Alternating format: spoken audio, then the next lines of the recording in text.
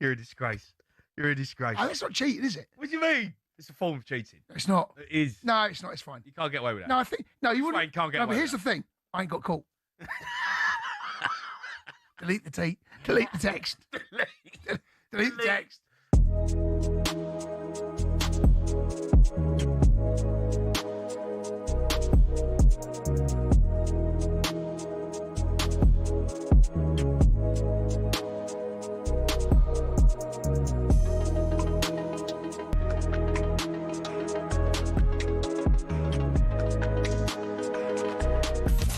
talkSPORT Sports Update, powered by the Nissan Van range, supporting van owners to get the job done.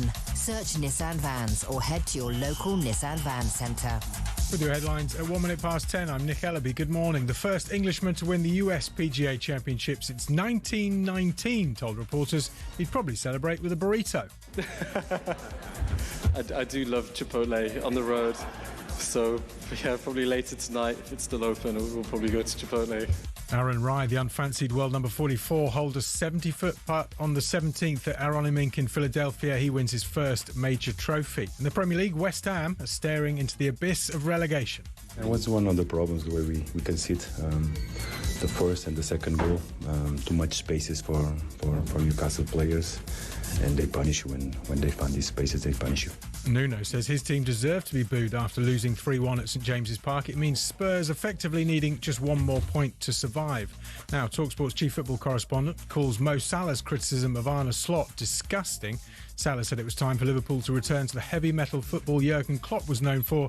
So should Slot let Salah say goodbye to fans at Anfield on Sunday, Alex Crook? I think he's damned if he does, damned if he doesn't. Most managers, I think, would say to Mo Salah, well, you're not playing last day of the season. You're not going to get that Anfield send-off.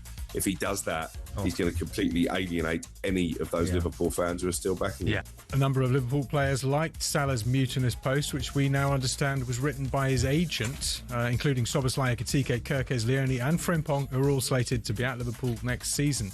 Tonight, Arsenal will take a giant step to winning the Premier League title if they beat Burnley. That's live on talkSPORT from 7pm. And 34-year-old Neymar's calling criticism of his form and fitness nonsense as he waits for Carlo Ancelotti to name his Brazil World Cup squad today. More at talkSPORT.com. talkSPORT News.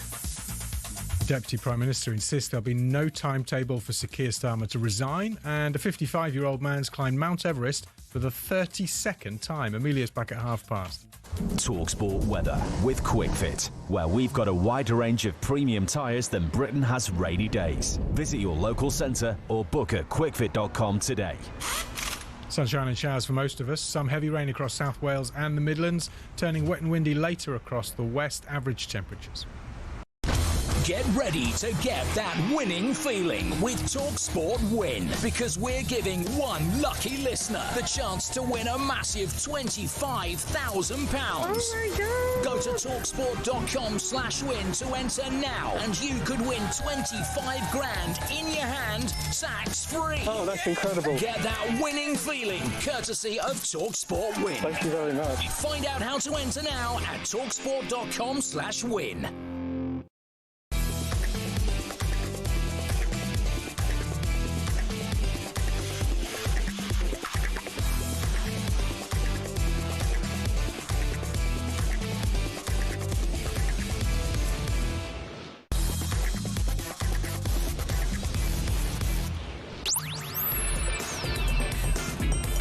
Good morning, everybody. You're listening to Jim White, Simon Jordan and Martin Keown. We are live on talkSPORT. So on the brink, do West Ham now have one foot in the Championship?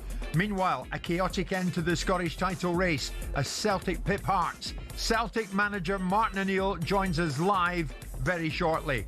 Also today, Xabi Alonso and Michael Carrick. Are the appointments that take Chelsea and United back to the top? Have Arsenal manned up? Did Daniel Farke call out the Leeds board? And has Salah just delivered a parting shot to Arne Slot? Jim White, Simon Jordan, Martin Keown, we're live on talkSPORT. 100% engagement. Jim White and Simon Jordan on talkSPORT.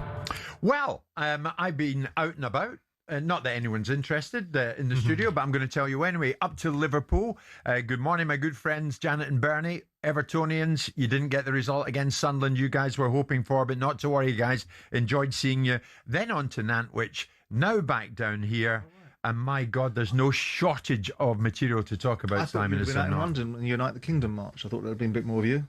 I didn't make it. I got my times wrong, Simon, for that one. Not to worry. Maybe next year. Maybe next month. Simon Jordan, good morning. Morning. Martin Keown, Arsenal invincible. Well, not everything revolves around London, does it, by the way? Yeah, exactly. Do you know what I did? Played golf on Friday. First time with my son, a good friend of mine, Neil. I had a bacon sandwich for the first time in 5 years. It was brilliant on the ninth hole. Studley Wood Golf Club, just on the edge of Oxford. Recommend it to anyone. What a beautiful spot that was. Very nice. How was the golf? Not brilliant. No, that probably ruined it a little bit. All right. No. We've got time to put that right. Do you play golf like you played football? Like, do we all need to take cover now and again?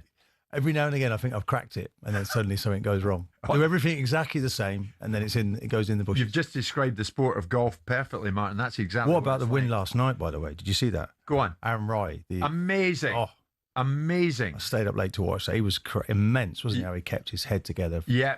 Those last couple of holes. Well done him. A terrific result. Not a terrific result, Simon, for West Ham. They go to Newcastle. They desperately need to win. They just can't do it, can they? I mean, they're on the brink now. They've got 1 foot in the Championship, haven't they? Not if they defend the way they did in the first 15 minutes. I mean, if you're a manager, you want to shoot yourself when you've got a goalkeeper that plays the ball out to a defender that's playing his half asleep and give Newcastle the first goal. You let them in the game. Newcastle are not in great form at this moment in time. Better form they've been in recent times, so you give them a head start. And everything that you needed to do, every game plan that you might have had, has just been thrown out of the window. And so you leave yourself in a situation now where, I mean, for me, I'm going to Chelsea-Tottenham tomorrow. I was quite looking forward to having a game where there's real jeopardy and maybe watch Spurs get relegated and watch the ownership perhaps reflect on their decisions. And that's probably not going to be the case now, because if Spurs need a point, don't they, really? Goal difference between the two sides is about 13 goals. Yeah. It'll have to be an absolute disaster in 2 games for Spurs not to stay in the division. And that was part of my motivation for watching the game. But I was looking at West Ham yesterday thinking, I mean, some of the players out there. I mean, I know that he's been an absolute stalwart, but Bowen did nothing yesterday. And Callum Wilson brought in to do something, couldn't even hold the ball up. But defensively in the first 20 minutes, I looked at West Ham and going, if I'm Nuno Espirito Santo and I'm watching that goalkeeper pass that ball out to that clueless defender who's half asleep, and they allow Newcastle just to pass it in the back of the net, no one goes out and challenges the ball, no one goes out and presses Harvey Barnes, and they all sit there and watch the centre forward rolling in the back of the net. Yeah. And the game's afoot there, and all of a sudden the game's open and West Ham are done. Everything the manager just said is right, isn't it, Martin? I mean, the moment they needed to arrive, West Ham all but wilted. I wonder whether it was the game against Arsenal because they played with such belief. I think that was the first defeat at home, wasn't it, since January? And then away from home, I know it's fallen away a little bit. Just they didn't have the energy levels. They weren't aggressive enough early on. Mavropanos suddenly looking like the defender that came at the very beginning of his career at West Ham. Disassi not the same. And you're right, it wasn't. I mean, I saw a little bit of a reaction. And they were very gallant, Jim. They do keep going, but it was too little, too late from them in their performance. How do you mean they do keep going? Somerville buzzing around, trying to get something to happen. But that's the bare minimum, isn't it? Once they were 2-0 down, West Ham started. They needed to start the game once the game was gone, West Ham started. They were 2-0 down. All the momentum was with Newcastle. The fans were up. The players were up. They're popping the ball around like a team. It is a difficult place to go, though. I know. You don't want to be going there to try and hang on to your Premier League status. It's an even more difficult game if you start the way that they started. And I would imagine that West Ham must have taken an enormous amount of satisfaction, not so much satisfaction, but an enormous amount of energy out of the Arsenal game, because they were really good in that game. And despite the fact they lost it to the impending champions, there should have been more to be taken out of it. This was the moment. You had to turn up. Now, of course, all season they haven't been able to score away from home. All season they haven't been able to win away from home. But come on. Yeah, give it to the opposition. You can spend too long looking at the fixture list. Did they really believe they could get anything out of their game? It didn't look to me like they played with any real belief. Not what I've seen from them recently. Totally different performance to what the manager did. I mean, I listened to the manager before the game, and I think he comes. I mean, I always think he's a bit of a mixer.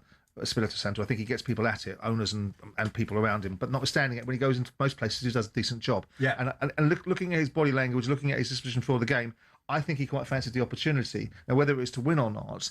Now, of course, people put a facade on, a veneer for the cameras, but you can read between the lines, can't you? He's keeping his dignity, though, Simon. He talked about dignity and sticking together. Yeah. I thought he spoke well after the match. Yeah, but he's got no choice. He's hurting. He's got no choice. I mean, ultimately, he will be hurting less because it's really not his baby. He has come in to fix something, and he's really fixing some of the problems. He's had 32 games. Has he had? I don't think he's had 32 league games. We'll check it out. It's time to turn it around, though. Of that, there's no doubt. And so much so that West Ham fans who made the trip to the northeast, and well done them, began chanting, "You're not fit to wear the shirt." Nuno was asked about that. It hurts a lot. Yeah, it hurts a lot, of course. This is our job, this is our life, but the fans are right. And today they show their anger and frustration, and they have reasons to do. But it hurts. It hurts to the boys, it hurts to us, it hurts at the club. That's why I think this week we should finish the season with dignity and respect for the fans. This week we should do better so we can show at the London Stadium to our fans a different performance, a different attitude in terms of the game. Anything is possible. Let's wait for Tuesday. Even though it's difficult, we're still alive. Let's see. There's some hope, but more than anything is respect. Let's prepare ourselves and show a better performance. This is what our fans deserve. Oh my God, they need it. 3 successive defeats for West Ham. Spurs 1-2, drew 1 in their last 3. Spurs need just a point from the final 2 games to secure survival. So, Martin, would it be fairly unforgivable for Spurs not to survive from here?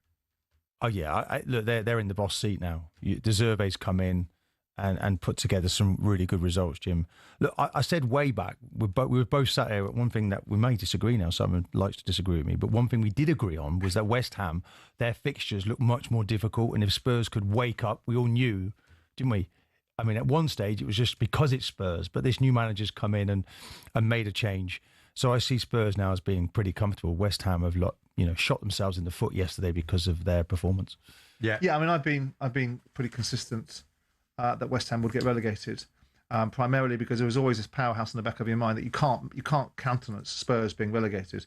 So I imagine Spurs' avoiding relegation will be as certain as Arsenal winning the league now in Martin's mind, because we're able to make those observations. But the fact of the matter is that West Ham, and Martin's right, I was under the impression that he'd had a lot less games. I don't know how many league games he has, but he's been in charge of Nuno Espirito Santo. He's been in charge of West Ham for 36 games. And despite the fact, I looked at their statistics yesterday before the game. In the last 15 games, they've taken 22 points. They're taking a point and a half a game. If they'd had that all season, they'd be miles away from this situation. But prior to that, I think he took some time to get into his stride. Too long. Too long. Yeah, I mean, and listen, I don't know how many games they had before he took in. I'll have a look in a second. But they were in chaos when he came there. They were in a mess when they came there. So could he have got them out quicker? Possibly.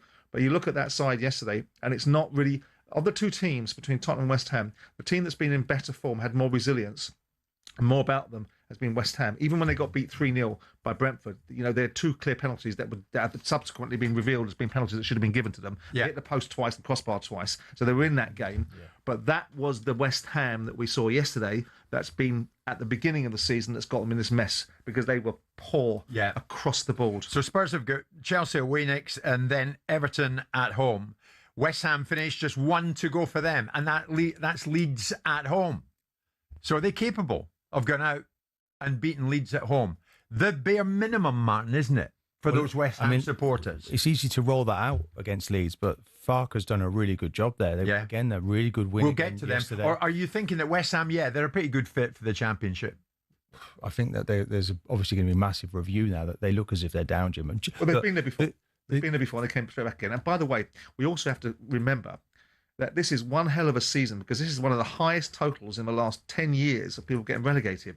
The average team getting relegated, I mean, I know we've seen some pretty poor performances, but 36 points, or if West Ham beat Leeds on the last day of the season, which they probably will, because they'll be in front of their home fans, it's the least they can do is turn up for that. Yeah. They've got 39 points. 39 points getting relegated from the Premier League, whilst I think that's about... I think, ironically, the last team to go down with the highest total was West Ham. But let's say they go down. Nuno and West Ham can either do better. Nuno and West Ham, can either of them do better? But how do you mean by that? Well, if they go down together, are we going to see this huge turnaround? And as you say, Simon, the last time they did, they straight back up. Will they necessarily come straight back up? Maybe not. With Nuno. Well, you'd probably odds it that they would. Because, you look at the Championship and you think about the sides that are down there. You think about the team that West Ham have had out this season. Okay, it depends who it's breaking up. You'll see players like Kudos that have not been available being sold. You'll see players that are being sold left, right, and centre. Interesting thing will be about the ownership, because it's not a time to sell. The fans will be piling in even more on the ownership because they dislike it intensely. Yeah. But this is the last time I suspect Sullivan will want to sell, because this is the time he's going to get the least amount of money for it. Right. I'm going to put it out there this morning. 10:15, West Ham fans, give us a call. Have you one foot in the Championship? Are you resigned to relegation?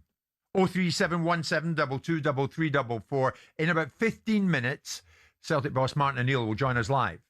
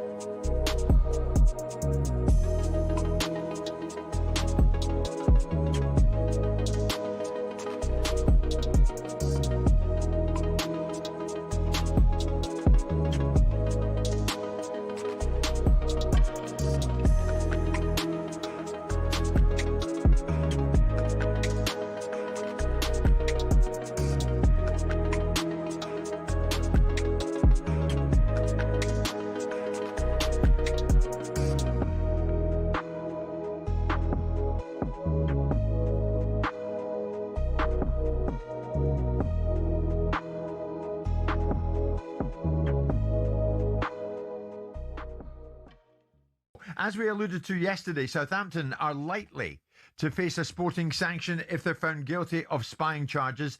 As a result, they could end up being thrown out of the playoff final to be replaced in that final by Middlesbrough instead, the team that they put out last night at the semi-final second leg stage. We said we'd look into this more thoroughly from a financial, legal expert point of view, and the very man who fits that bill is sitting to my right. Stefan Borsten joins us live in studio. And Stefan, good morning to you. Hi. We'll get into how this may or may not play out in the courts. Is there a precedent, Stefan, for chucking a team out of the playoffs? Well, it happened to Swindon, but it was different. Well, not in terms of the playoffs, but in terms of sort of annulling the promotion. But it was a different situation. I mean, there's no situation where you've had it all come to a head within this small window around the playoffs.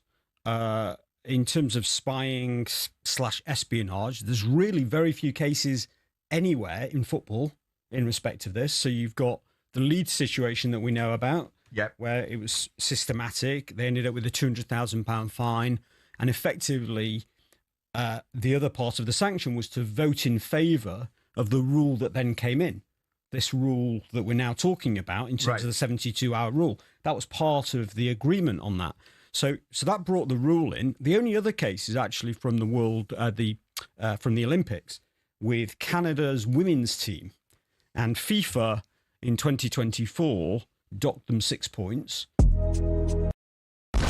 Get ready to get that winning feeling with talkSPORT Win, because we're giving one lucky listener the chance to win a massive £25,000.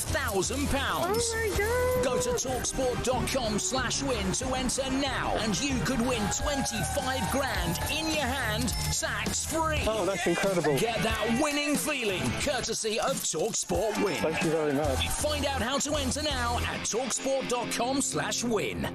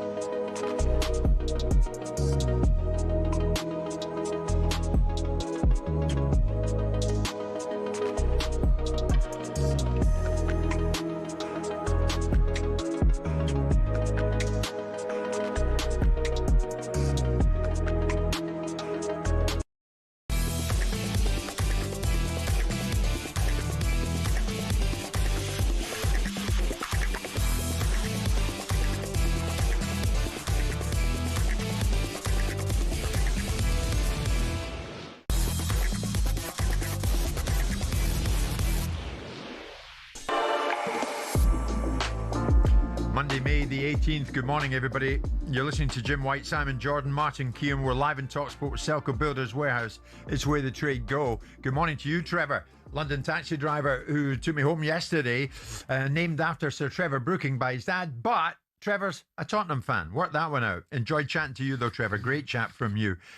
West Ham fans, where are you? Where are you this morning? I tell you where you are. You're lining up to call us in big, big numbers, because now it appears West Ham have 1 foot in the Championship. They're on 36 points, 18th. Spurs 2 points ahead of them in 17th. West Ham have only got 1 game left at home to Leeds. Tottenham have 2 left. They're as good as gone, aren't they?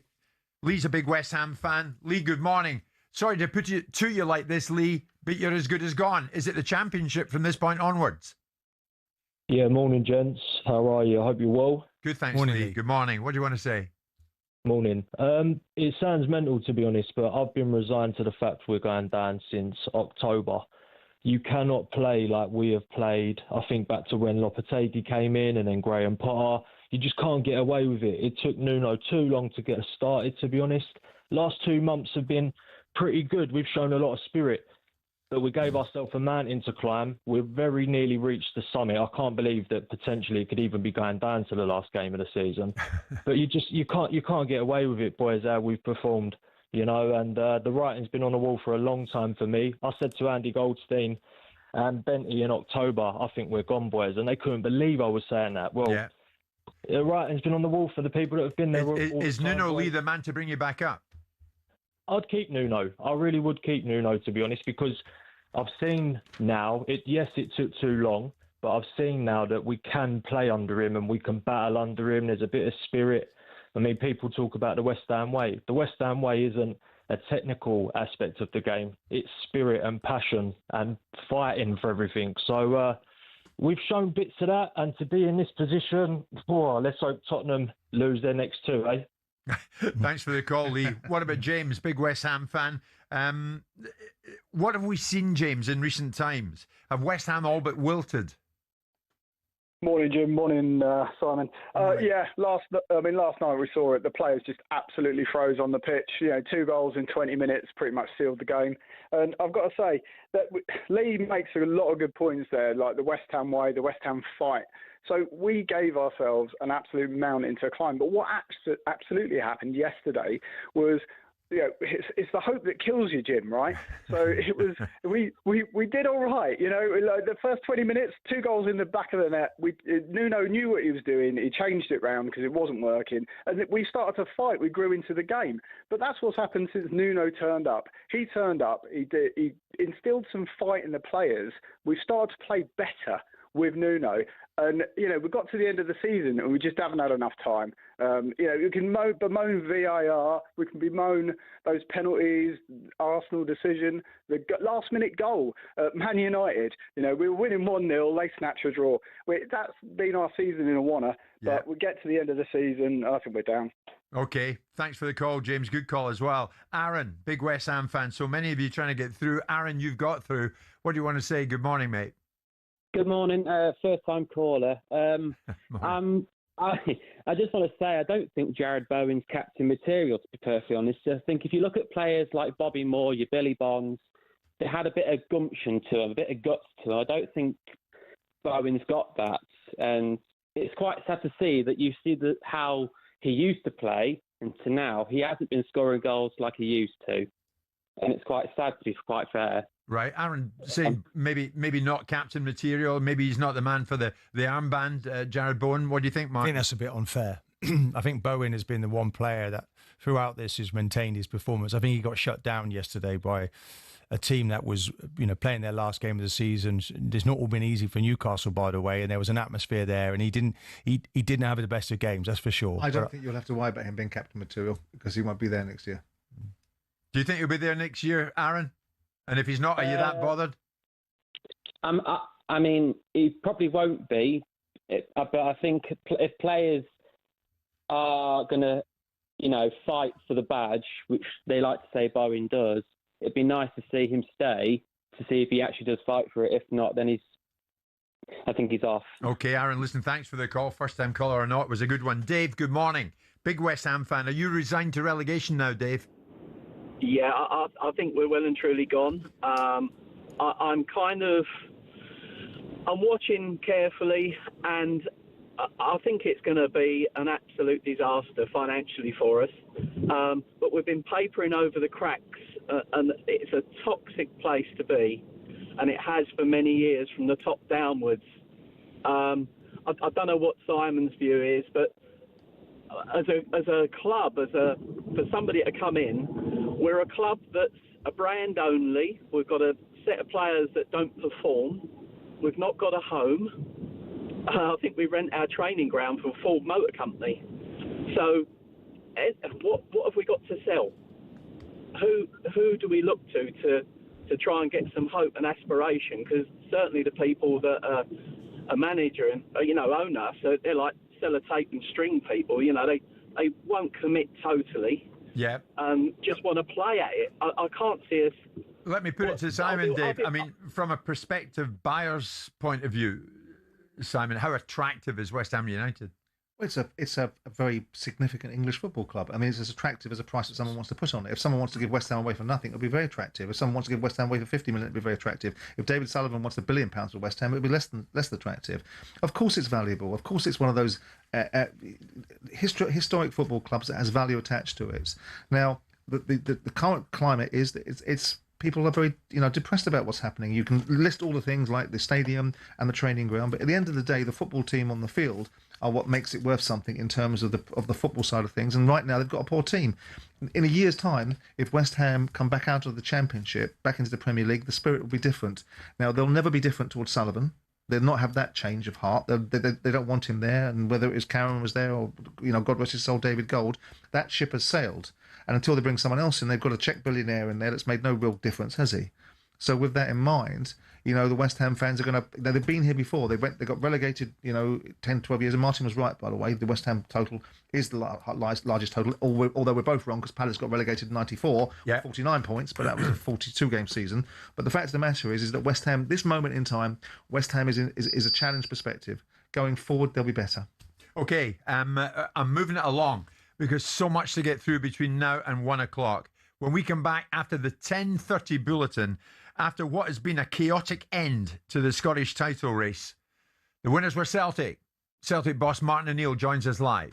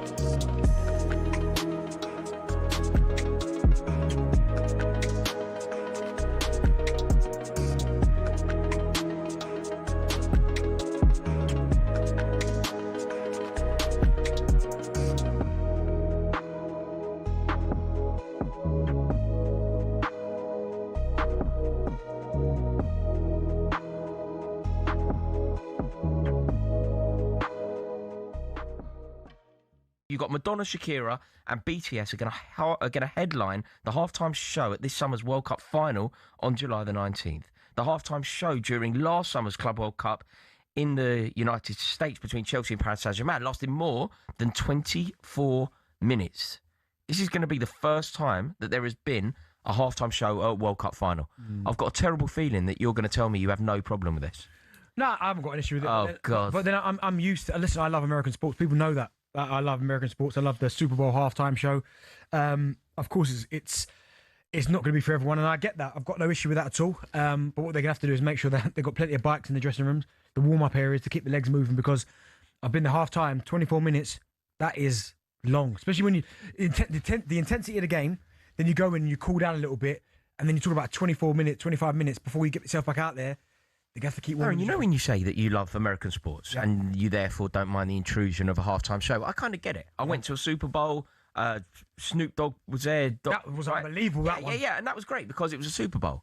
But I wouldn't necessarily want that at an FA Cup final. I think when you buy into the American experience, you get the American experience.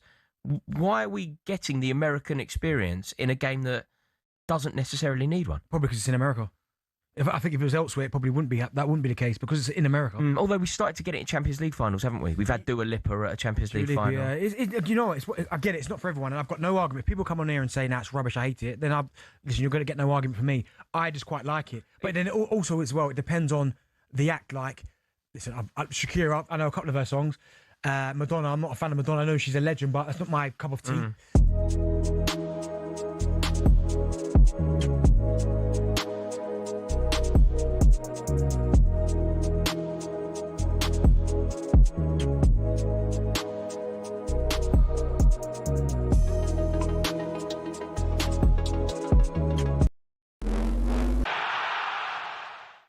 The first Englishman to win the PGA Championship since 1919 told reporters he'd probably celebrate with a burrito. I do love Chipotle on the road, so yeah, probably later tonight, if it's still open, we'll probably go to Chipotle. The unfancied world number 44, Aaron Rai, holed a 70-foot putt on the 17th at Aaron Mink in Philadelphia to win his first major trophy. In the Premier League, West Ham are staring into the abyss of relegation. It was one of the problems, the way we concede the first and the second goal. Too much spaces for Newcastle players, and they punish you when they find these spaces, they punish you. Nuno says his team deserved to be booed after losing 3-1 at St James's Park. It means Spurs effectively need just one more point to survive. talkSPORT's chief football correspondent has called Mo Salah's criticism of Arne Slot disgusting. Salah said it was time for Liverpool to return to the heavy metal football Jurgen Klopp was known for. So should Slot play Salah at Anfield on Sunday, Alex Crook? Most managers, I think, would say to Mo Salah, well, you're not playing last day of the season. You're not going to get that Anfield send-off. If he does that, he's going to completely alienate any of those Liverpool fans who are still backing him. Meanwhile, Nottingham Forest boss Vitor Pereira wants a meeting with referees so they can explain what the handball law is now. It follows Cunha's controversial goal at Old Trafford after the ball came off Mbeumo's arm. Get more at talksport.com.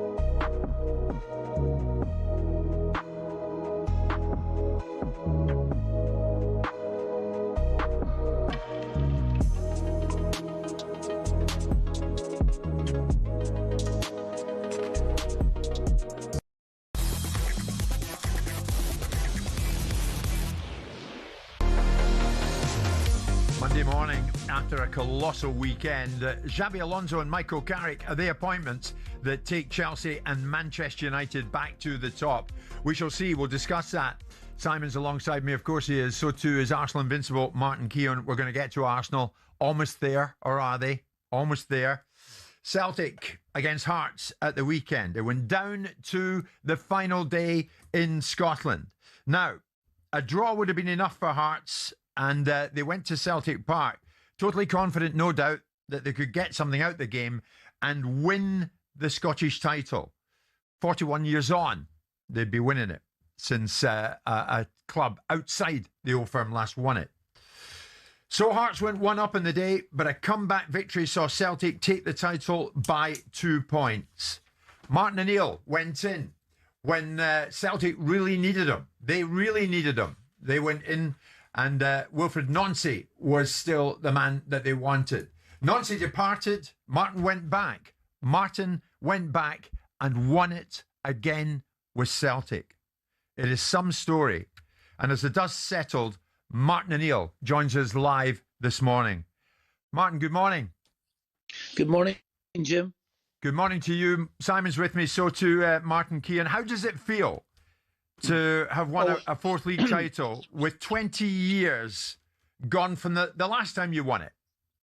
Yeah, well, naturally, I'm exhilarated. I'm delighted delighted for myself, obviously, delighted for the football club, and delighted for the coaching staff. It's been a big effort. It's great. We've finally chased Hearts down, which was terrific, and really great to win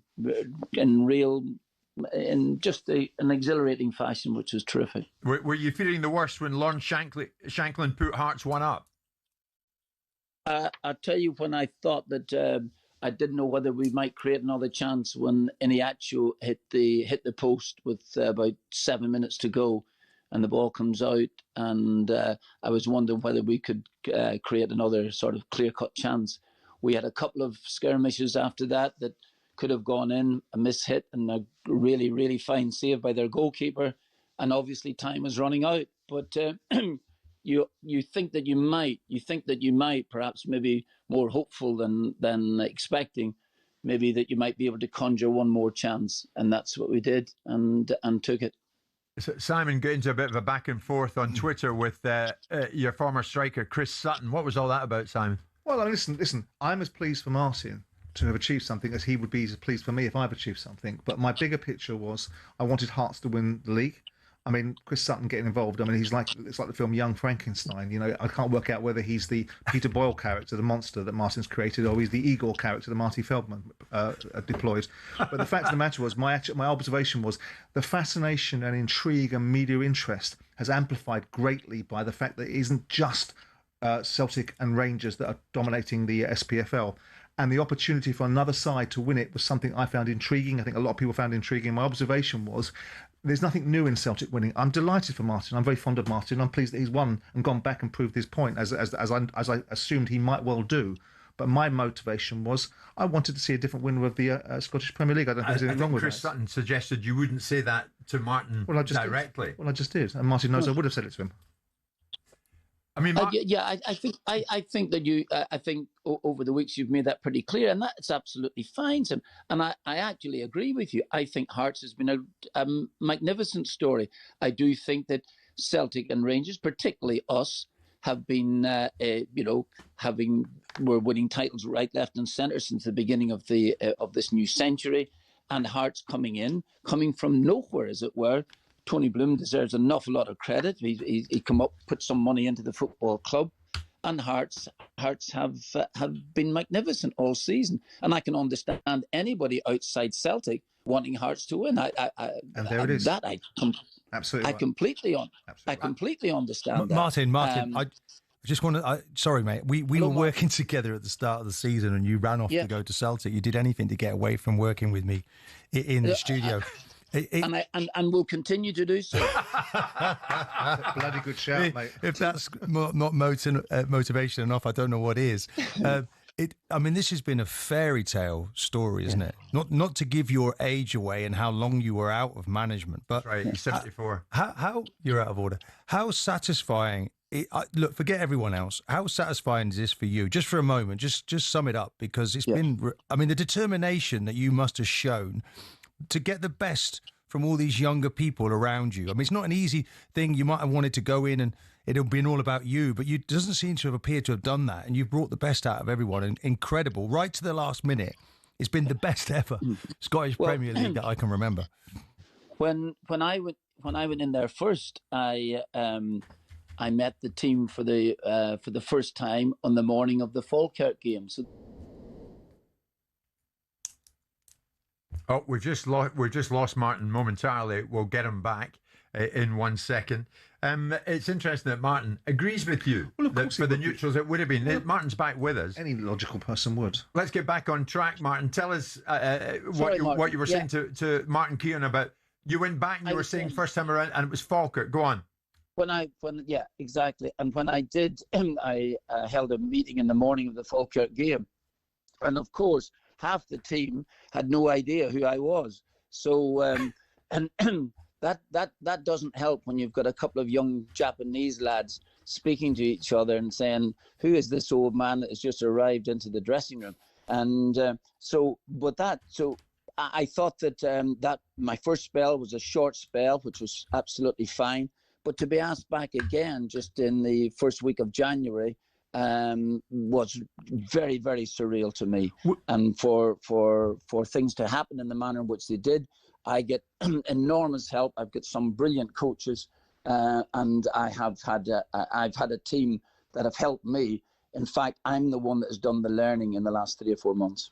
Which was the more difficult for you, mate? Was it more difficult for you to go back in at the beginning when you'd been out for some time and you were re-establishing yourself in the minds of young players? Or was it more difficult going back second time round after the catastrophe of the manager that was brought in that couldn't cut it? It was always in my mind that you should have stayed there in the first place. So which was more difficult, going back and people's expectation of you that you were going to save it all, or getting back in the first place and re-evaluating football and reigniting people's perspectives on Celtic from the outset in terms of you becoming a manager again? All right. Well, my main concern first time round was that I wasn't worried about what had happened 20 odd years ago with Celtic, me as manager. I was worried in case I was just too old to do it, and that if I failed, that people would say, well, there you are. Listen, he's a dinosaur. He doesn't belong in the modern game. And I think those were my concerns. Yep. Having won the matches that we did do, I kind of felt an alleviation as much as anything else. It felt as if, well, that's great. At least I can say that I stood up to that, and I felt pretty good about it. But I knew that was going to be a short spell, because the owner, Dermot Desmond, did say to me, he said, listen, you might be in 2 weeks or 2 months. So I knew that 2 months was going to be the maximum, not for 1 minute thinking coming back. So second time coming back in January, knowing that I was there to the end of the season, that presented, to me, a lot of more difficulties for me, in the sense that now I'm no longer a sort of an interim. I'm going to be here right to the end of the season, and that was worrying, because we had dropped a lot of points in that time, and I didn't know the first time round in the short spell that I had, we made up 8 points with a game and a game in hand, which was great. But then when we come back the next time, the games had obviously, there's a lot of games had run their course, and we were behind then, and that was the worry. I was worried in case that we couldn't make it out. Martin, you mentioned the owner, Dermot Desmond, and I saw he was there, obviously, at Celtic Park at the weekend. So you'll have spoken to him. What's he saying to you? Have you been offered the job full time? No, I don't think anything would be said. We've got the big Scottish Cup final next Saturday, and I don't think that anything would be discussed then. Nor was I expecting it to. We're in the euphoria of us winning. Last couple of minutes, I had a couple of minutes with him, and absolutely fine. And he was in really good form. But you must know yourself, Martin. Is this going to be the final game, the cup final against Dunfermline, with you in charge, or are you motivated suitably to carry on thereafter? Well, if you were asking me, excuse me, if you were asking me today, I genuinely wouldn't have the energy to do it at this moment. At this. I am fairly decent in terms of age. I'm going to see less days than I've seen, and so from that viewpoint. But who knows? I definitely found energy from somewhere. I think that was to do with working with a lot of people, young coaches who were fantastic for me, and there's also, I think, stepping into a training ground each day and seeing a lot of young people. I felt a rejuvenation. I definitely felt some sort of renaissance, really, as much as anything else. And that hasn't left me as from today. I'm tired, but it hasn't left me as from today. Do you put aside all that, because we had this conversation in the studio, and your bags of energy, and whilst you might be a little bit drained now, you'll replenish your tank, and there's plenty left in you. Do you think you merit the opportunity? Do you think Celtic should be offering you this job? I know it's a difficult question for you to answer. No, but come on, right. You've gone in there, you've fixed their problems, and you've steadied the ship, and you've won the league for them in a season where it's been a disaster for them. Do I think that Celtic should offer me? Do you think you merit it? Do I feel I've merited? Of course I have. Did you? I know, but I'm trying to move you. I'm trying to move you from the diplomatic fence-sitting position that you want to take. Did you chase Hearts down, Martin, or did they lose their nerve and blink? No, I don't think they lost their nerve and blinked at all. Absolutely not. What they've done over there has been fantastic. What the manager has done has been terrific, absolutely terrific. And last night he was voted Manager of the Year, quite rightly so. It was a really great effort. What we have here, I think, sometimes, Simon, in your disparagement of the league, is that we actually have some really, really fine managers, young managers who are very, very good. I'm working with some brilliant coaches who are seriously who are just terrific, and I do learn an awful lot from it. Now I understand the reason of this disparagement is because there is really no money in. Which, by the way, you SPL. joined in as well before you went back there. No, joined in what way? In terms of making observations about the quality of the teams in the league and the quality of Rangers. So pack your nonsense in. No, absolutely. I'm saying this, but what has happened? Sometimes when you're working at the coalface, as you often do, make real great judgments from about 14 million miles away. And I had you next to me to be able to support those judgments before you went back to Celtic. So pack it in. So don't you dare be a hypocrite. And then I stepped into the coalface and realized that both of us were talking bunkum. Oh, of course. Martin, let me get a hold of this because time's getting on. The way it ended, so you guys won it and it was sensational. But the way it ended, Martin, some Celtic fans on the pitch, a debate as to whether or not the referee actually blew the final whistle. There's a suggestion still, no doubt, and in every news bulletin you look, the pictures are there. Celtic fans on the pitch, some of them confronting Hearts players. There is a suggestion that this shows a lack of class in terms of that it's tainted the image in which you won. I'm sorry, Jim. I totally disagree with that. I totally disagree with that. There, I don't know about the confrontations in terms of the Hearts players, and there's a lot of hyperbole about that. Let us find out the real picture. The fact is that when we scored the third goal, the game was essentially over. There were about 8 seconds left, perhaps, in the game, or whatever the case may be. The referee has claimed that he has blown the whistle for the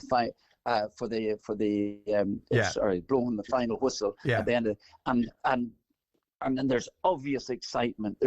We have scored to win the league. Yeah, but they shouldn't come on the pitch, Martin, should they? We'll start telling that to every single football club, and then we'll all hold it. But hang on a second, Martin. I mean, Hearts called it an embarrassment to Scottish football. Do you agree that it was?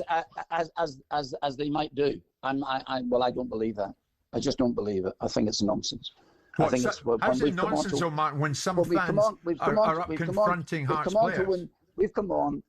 That the final, I assume that the final whistle has gone exactly the same moment that we put the ball in the net for the third goal, and it's a home game, and we just won the league.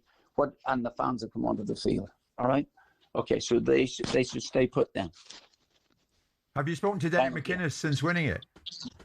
I know we've shaken hands, and I have given him praise of which he has deserved. At the end of the day, though, Martin, again, and I can't let this go, it seems that in certain quarters within the stadium, all discipline was lost. And some fans it was a free-for-all. What do you mean a free-for-all? How would if you fancied going on the pitch, you could go on the pitch. Those who fancied going on went on. Yeah. Was there not a scene at Ibrox where both sets of fans came onto the pitch? And we called that out as well, Martin. Yeah, all right. Well done. Well, I'll tell you what to do. Let me have a look at the picture. Let me have a look as if I was judge and jury of these particular things. But let me see the scenes at the end of the day, and then I'll come back to you. Okay? That's fair enough, Martin. That's fair enough. What would you say about Hearts' challenge, Martin? Because my God, they took it all the way, didn't they? I thought it was fantastic, and that is the reason that there was serious interest in the SPL for the last couple of months because of what Hearts were doing. Nonetheless, sad that they opted to leave the stadium in their kit. Some of the Hearts players in tears as they headed to the bus. That's their prerogative. Yeah, I might have done the same thing. So how do you feel about the cup final? I'm looking forward to it immensely. Can I ask you one last question, which you'll be delighted by? If you'd have had a penalty awarded against you that was awarded against Motherwell, you'd have gone berserk, wouldn't you? I probably wouldn't have been happy, but I'll tell you something now. It's a clear-cut penalty in today's rules. In today's rules, it's clear-cut. No one wants to see that. That's for FIFA or UEFA to have a look in the summertime and readjust the rules. The rules are ridiculous. The soft penalties been given right, left, and centre. One given in the semi-final of the Champions League, which looked ridiculous. At the end of it all, soft. But by the letter of the law in today's game, that's a penalty because he's handled the ball. Martin, just before you leave us, to the good Celtic fans, and there are many, many worldwide, what would you say about the support that you got, not just at the weekend, but in general, in your time back? What has been uplifting for us is that when I went in the first time, and even the part of the second time, we had tennis balls thrown onto the pitch in the home game against Stuttgart. There was definitely an erosion of goodwill, for want of better words. Suddenly, everyone has come together. Everyone has come together. There was great unification in that stadium over the last couple of matches. I'm talking about the matches in the split, and it has been absolutely fantastic. And that's what I remember Celtic for as much as anything else in my first spell, and I'm talking about going back to the year 2000. That's what I remember, this sort of unification. It is a special place. It really is special. There's no question about it. One of the most special atmospheres in European football, without a doubt. And because of this unification, whether it's temporary or permanent is another thing. But at this minute, that was wonderful, and it was a sight to behold. Martin, well done. Thank you so much for joining us live. You're a man of your word. You said you'd do it, and you did, and I really appreciate it, Martin. Well done, Martin. Thank you. Thank you very much. Martin O'Neill with us live on talkSPORT this morning. We'll pick over the bones of that shortly.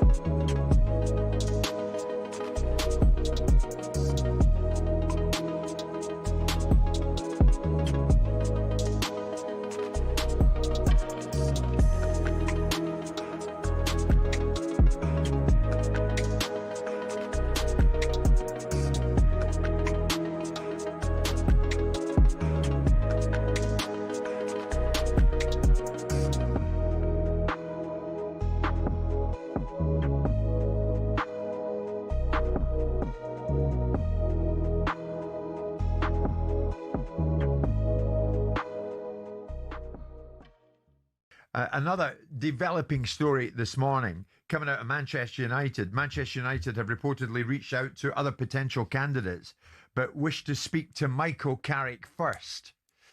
What do you read into that? Is the significant fact of that Carrick gets first dibs in speaking to those who will make the ultimate decision? Well, in other words, he's leading the way. I find it strange how these things come out. Like, who is it leaking the fact that United have spoken or speaking to other candidates before they speak to Michael? I mean, it's bizarre, especially when you're talking about one of the biggest clubs in the world. Can they not do business? Can they not keep their own counsel? I find that a bit bizarre, but he's done really well. And, with the position they were in to where he's got them, you could argue he deserves another go at it and bring some players in the summer. And I wouldn't say that's a huge risk. The progression they've made under him, I'd give him another go. Yeah. Yeah. Significant, Simon, that they want to speak to Carrick first. Yeah, again, I don't know who's briefing in and whether it's coming from Carrick's side or whether it's coming from Man United's side as to the briefing in as to why Man United need. You can employ an England manager without anyone knowing about it, but they can't seemingly have a conversation amongst themselves without broadcasting it to the media. I don't understand why that is the case. I still think it's fraught with lots of questions that need to be asked and answered about the position of someone that becomes in moments of adversity. We've seen no moments of adversity for Carrick, really. He's done the job, so it makes it a conundrum.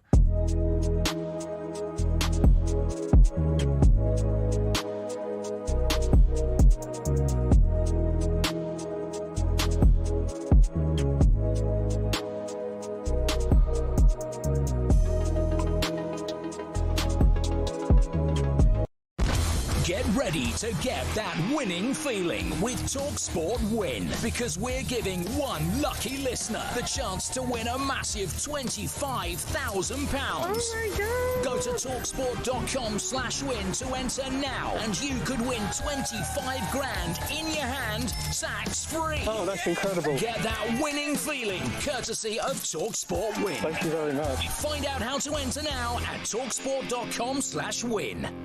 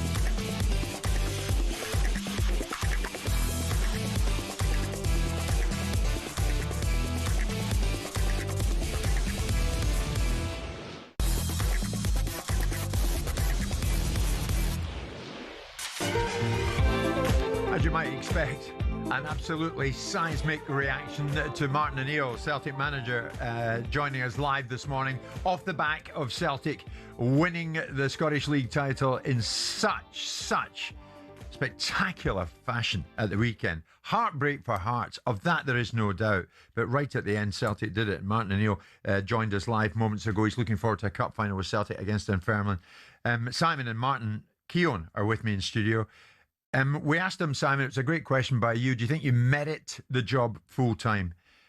And he was suggesting maybe, well, of course, yeah, he thinks, of course he does, but maybe he doesn't have the energy for it. Well, the question was a bridge to make sure that ultimately, if he's offered the job, that potentially he should be taking it because he's got bags of energy. Listen, Celtic are a great football club, and Martin is a man of significant substance, and he came on and tried to answer difficult questions, and we were trying to position him. But there's no way you can look at Celtics.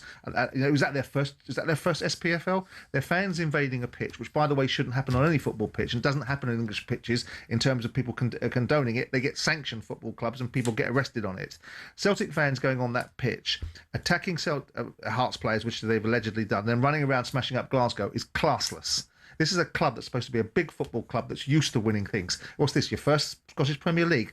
Behave yourselves. And Martin being put in a situation where perhaps it's difficult for him to answer certain questions, I understand he was tap dancing around it, but you can't condone it. You can't say, well, someone else did it, so I should be able to do it.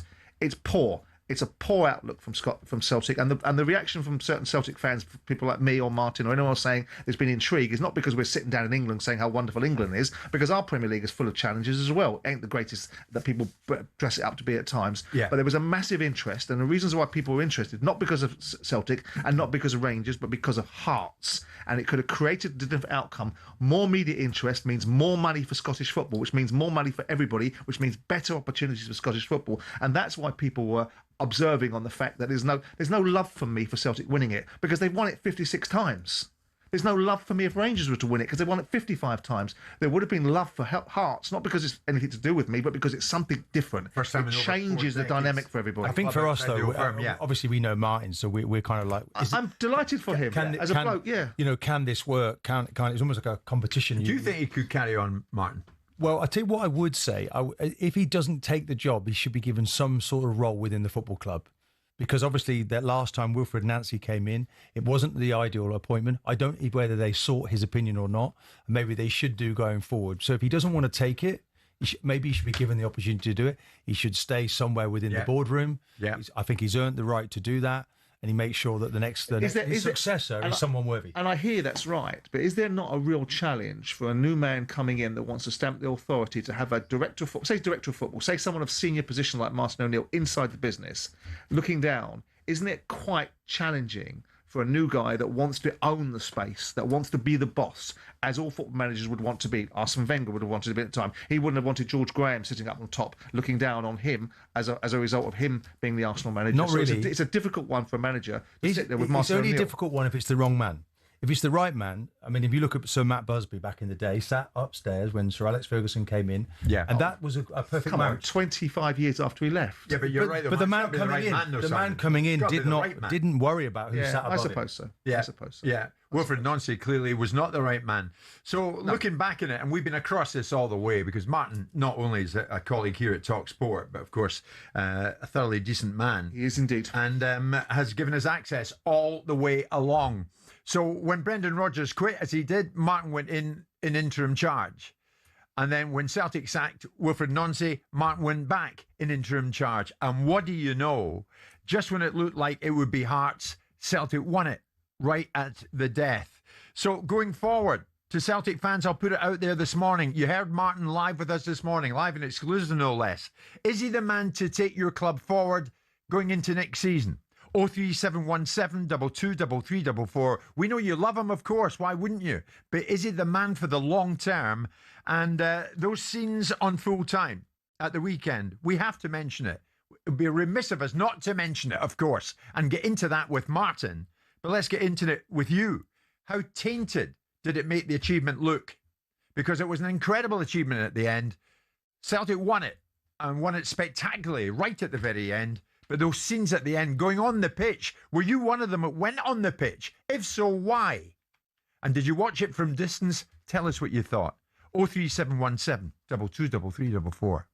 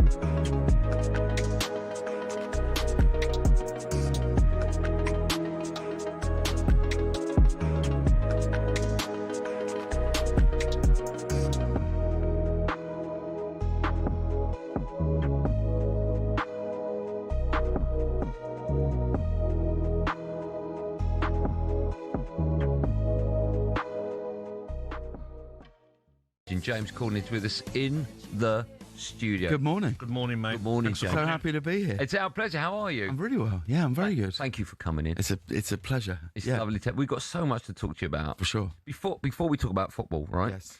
I was just going over old stuff that you've done, right? Mm. And I was watching with my producer Ollie this morning when you did the Sports Personality of the Year. I think it was 09, 07, I can't remember. It was nearly 20 years ago. And you stood up in front of everyone, right? Yes. And you gave, as Smithy, you gave this massive speech. Smithy won Coach of the Year. And I said to the producer, he's got a good memory, right? How nerve-wracking must that have been for you? Was that just insane? Did you have autocue on that? Or was that...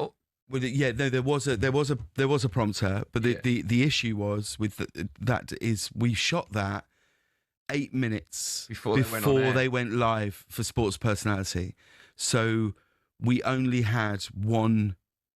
We could only do it once. Yeah. From the standing up in the crowd, the walking through, doing all the stuff. So also, we had to make sure that lots of people were in the audience because as Sports Personality, they all wait in this room before they go out, and we had to go up to like Freddie Flintoff, and what we had to say to him, we had to go, Freddie, we're going to do this thing.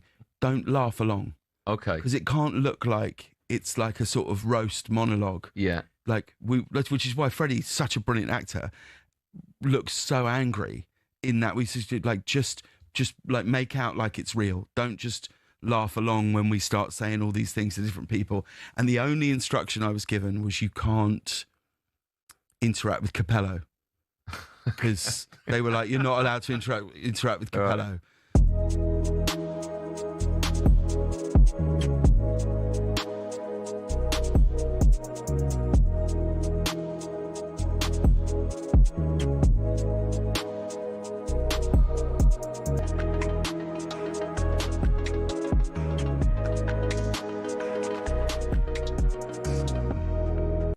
talkSPORT Sports Update, powered by the Nissan van range. Scoring a winning hat-trick of performance, payload and price. Search Nissan Vans or head to your local Nissan Van Centre.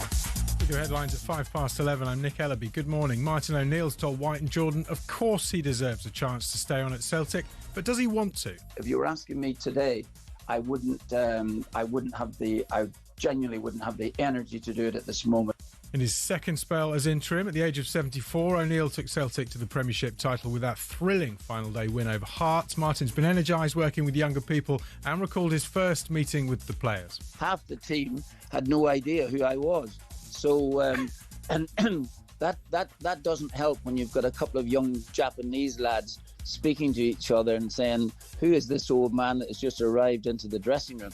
You can hear the full interview back on the talkSPORT YouTube. Some breaking news. We understand Jose Mourinho will get a 2-year deal at Real Madrid. That was verbally agreed last week. We're expecting confirmation on Sunday after La Liga ends. We're told Aaron Rise, a very popular winner of the US PGA, the unfancied world number 44, became the first Englishman to win the major since 1919. Here's talkSPORT's Rupert Bell. And when you think golf has sort of suddenly got into this land of squillionaires who are squabbling over how many more million they can pay for, to hear Aaron Rice's story does actually realise that what really matters is the sport matters to him. Yeah. And looking ahead to Sunday, should Arne Slot let the mutinous Mo Salah have an Anfield send-off or drop him for his final game? Our chief football correspondent Alex Crook says that post criticising Slot was disgusting behaviour from Salah. Probably their greatest player of the Premier League era, but he hasn't been this season. And I think before you start aiming shots at the manager, you need to look at your own performance and work out why you've dropped off so badly. But it is going to be fascinating to see what Arne Slot does here. A number of Liverpool players who are sticking around liked Salah's post calling for a return of Jurgen Klopp's heavy metal football. There's more on this at talksport.com. talkSPORT News.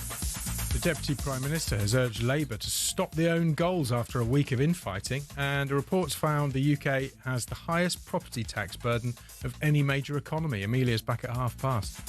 talkSPORT weather with QuickFit. Store your new tyres this spring at a time that suits you best, from the comfort of your home or work 7 days a week, with our mobile tyre fitting service. Conditions apply. Sunshine and showers, some heavy rain across South Wales and the Midlands, turning wet and windy later across western areas. Average temperatures. Get ready to get that winning feeling with talkSPORT Win, because we're giving one lucky listener the chance to win a massive £25,000. Oh my God. Go to talksport.com/win to enter now, and you could win 25 grand in your hand, tax free. Oh, that's incredible. Get that winning feeling courtesy of talkSPORT Win. Thank you very much. Find out how to enter now at talksport.com/win.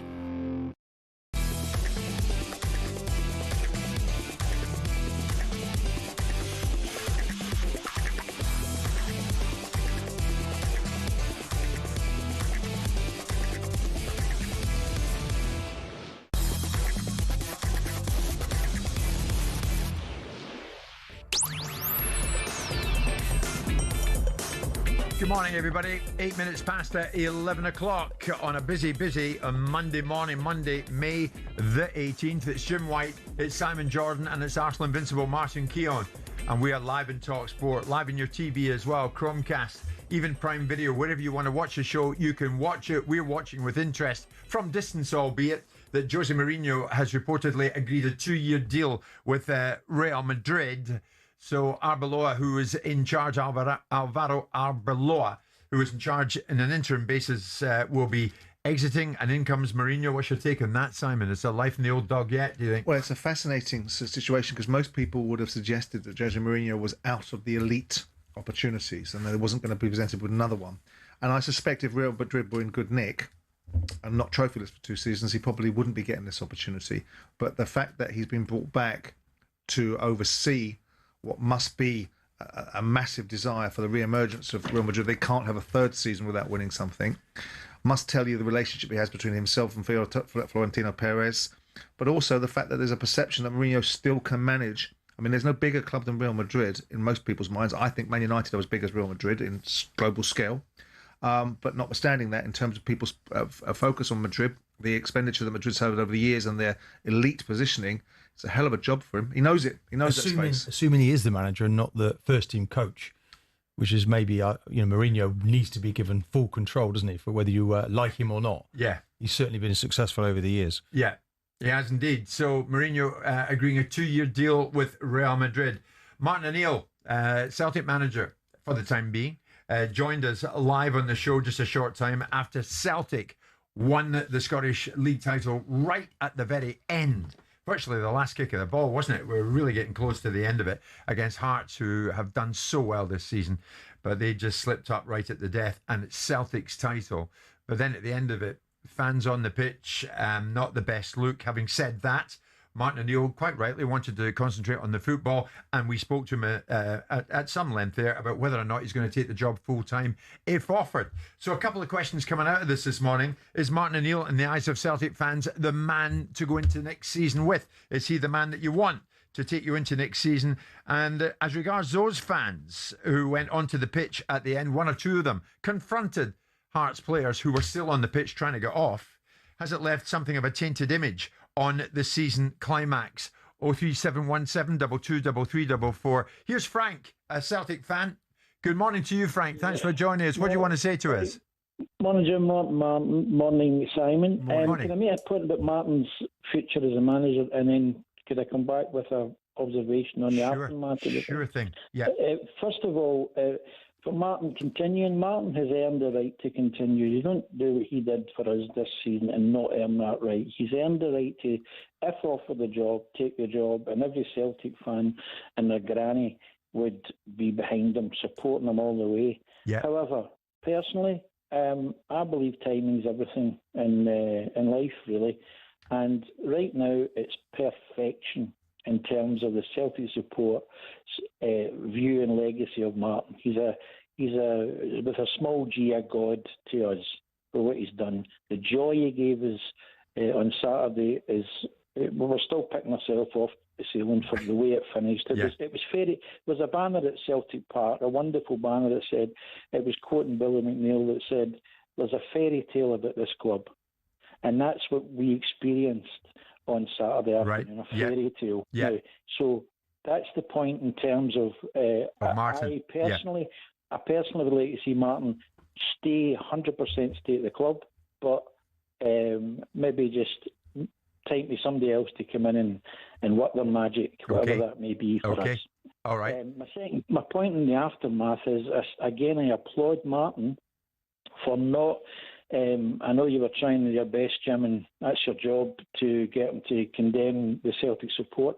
I think what has to be seen here, and it's a very serious point, is Simon, you're a very big guy, and I've always think that on facts, you always, whatever the situation, you quite rightly saying we have to see the facts. Yep. Now, on Wednesday night, after the handball alleged, situation, there was no facts in terms of everybody had made up their mind. It was a fait accompli. It was not a penalty.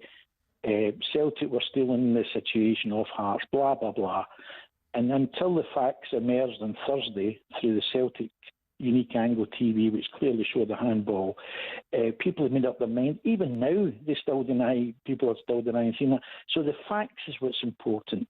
And I really caution yourself, Jim, and all the other media outlets, until it's proved, the allegations that Celtic fans attacked Hearts players, which is an extremely serious allegation. Oh, it is. Certainly confronted. They shouldn't have been on the pitch, though, Frank, should they? Confronted some of the Hearts players is better. Let me cement that point. They shouldn't have been on the pitch. I'm not thinking that. Sure. And they went on and they were winding up and Godin. Winding up and Godin is an ocean away from attacking. Now, I agree, but Frank, yes or no, should they have been on the pitch? Yeah, but the point... Yes or no, Frank, should they have been on the pitch? No, absolutely not. Right. Absolutely not. And no, Celtic have come out and taken responsibility for that. Yeah. And that statement has to be seen as correct. But there's an ocean of difference, Jim, and so hope Simon recognises this, from allegations of attacking No, confronting Hearts players, Frank. Well, that's different. But is that wrong too? But is that wrong, Frank? Confronting them. What we've got is a conflating of a situation here. There's a difference between fans getting up and putting three fingers up 3-1 or shouting champions in their face. I agree with that. It's not right. We know it's not right. It's not right. That's not right. Yeah. But there's a difference from a very serious allegation against our supporters and our football club that has been again. Basically, a fait accompli. Yes, they did attack. No, there's no evidence. No, confronted them. But Frank, I accept what you're saying. Jail them. Frank, thank you very much for the call. We haven't heard from Hearts. We will now. Andrew's a Hearts fan. Good morning, Andrew. Where are you with all of this? Morning, Jim. I think I've actually just sobered up this morning after Saturday's antics. But Martin O'Neill's interview riled me. But honestly, big Frank Ella there, he's got a wee laugh and a smile on my face this morning. Jim, a fairy tale. How on earth is that a fairy tale win for Celtic? That is quite incredible. But anyways, the title was taken from Hearts in the weeks leading up to the end of the season. The 2 penalties Hearts didn't get in Motherwell. The penalty Celtic didn't. The penalty Celtic did get.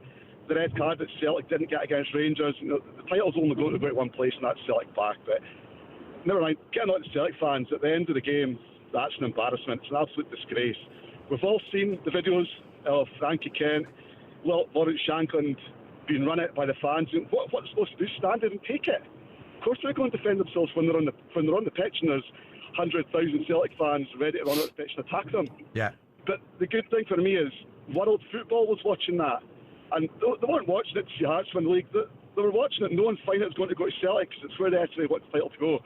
But they've all seen the way Celtic fans react, the antics in the streets at night after the game. Hearts fans, we were partying from Saturday morning until Sunday morning, celebrating, finishing second, which was good for Hearts.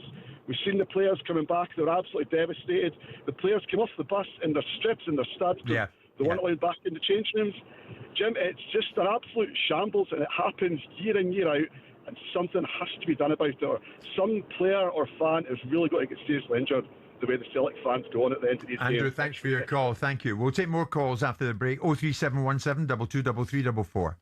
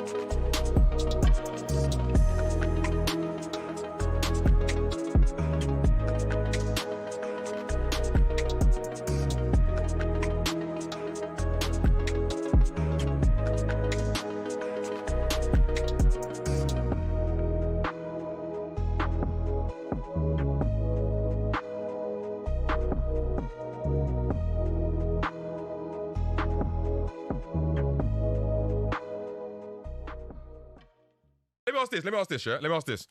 Out of all the players that Tottenham have, in terms of technical dribbling ability, is Maddison not able to change the direction of the ball at drop of a hat? Is he not, though? Is that not his bag? Yeah. That's what he can do, right? Yeah. Come on now. How often? Come on now. What are we talking? You're talking about James Maddison. Oh, here we go. He hates him, innit? Yeah, here we go. I don't care about James Maddison, but we can't pretend that James Maddison is some sort of... Maddison would walk into your squad right now. James Maddison? Maddison would walk into your squad right now. There isn't a Chelsea... And furthermore, in terms of your 10s and creative players, if Maddison was on his day, he'd be the best one in your team. On his day, yeah. This is the most wild thing I've ever heard. Who are your cams? It's not. Cole Palmer. You do wild comments. It's very rare that I'm speechless, but this is that moment. Cole Palmer, I'm a fan of Cole. I think he's great. And on his day, he's an amazing player, yeah. I do think Madders, though, on his day, provides something that you don't have in your squad right now. James Maddison wouldn't have got into a Chelsea squad in the last 40 years. That's insane. There isn't one Chelsea squad. He's getting in this squad. There isn't a Chelsea squad with James Maddison. Start for you now. James Maddison. While he was injured, he would have started for you. James, do you know what? If he was part of our squad, do you know what he'd be doing? He'd be vlogging it from the sidelines, sitting with opposing fans' YouTube channel. You know what, yeah? My Spurs friends have warned me about you, yeah? Yeah, trust me. But look, I respect it. I actually respect what you're saying. Like, it's fair enough. You're entitled to an opinion. You're wrong, but you're entitled to an opinion. I'm completely correct. No, you are wrong. Trust me. You're wrong. You're actually wrong. He's wrong. Tell him. Do you know part of the reason why Tottenham are in this predicament? Go on. It's because of the standards that are set by vice captain James Maddison sitting in the stands vlogging with angry Ginge as you concede goals against Man United? I have no problem with that at all. I think he's a great player. If he wants to vlog while he's injured, he's got an ACL. What do you want him to do? Sit around moping? That's a Tottenham It's mentality. not. You get in your squad. All right. Maddison. Yeah. Maddison doesn't He get would. near He would. You've got so many players in your squad. He would. Like, By the way, you've got four of the same winger. By the way, I just want to say, Tottenham mentality is Chelsea's mentality to... Get ready to get that winning feeling with talkSPORT Win, because we're giving one lucky listener the chance to win a massive £25,000. Oh my God. Go to talksport.com/win to enter now, and you could win 25 grand in your hand, tax free. Oh, that's incredible. Get that winning feeling courtesy of talkSPORT Win. Thank you very much. Find out how to enter now at talksport.com/win.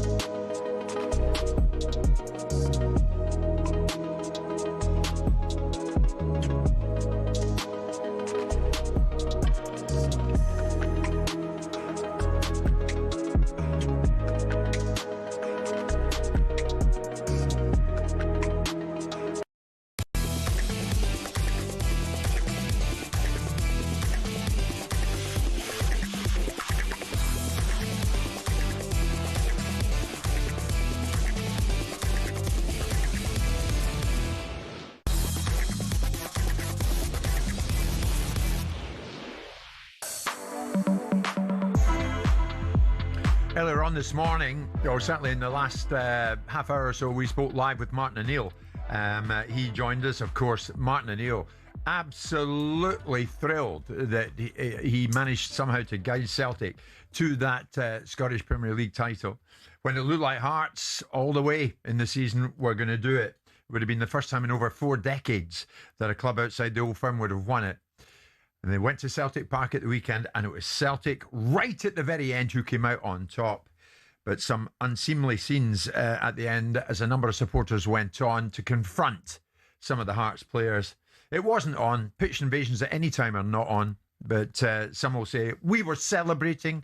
Really? But you can do that from where you sit and you watch the game, can you not? But of course, all sorts of questions being asked about Martin O'Neill.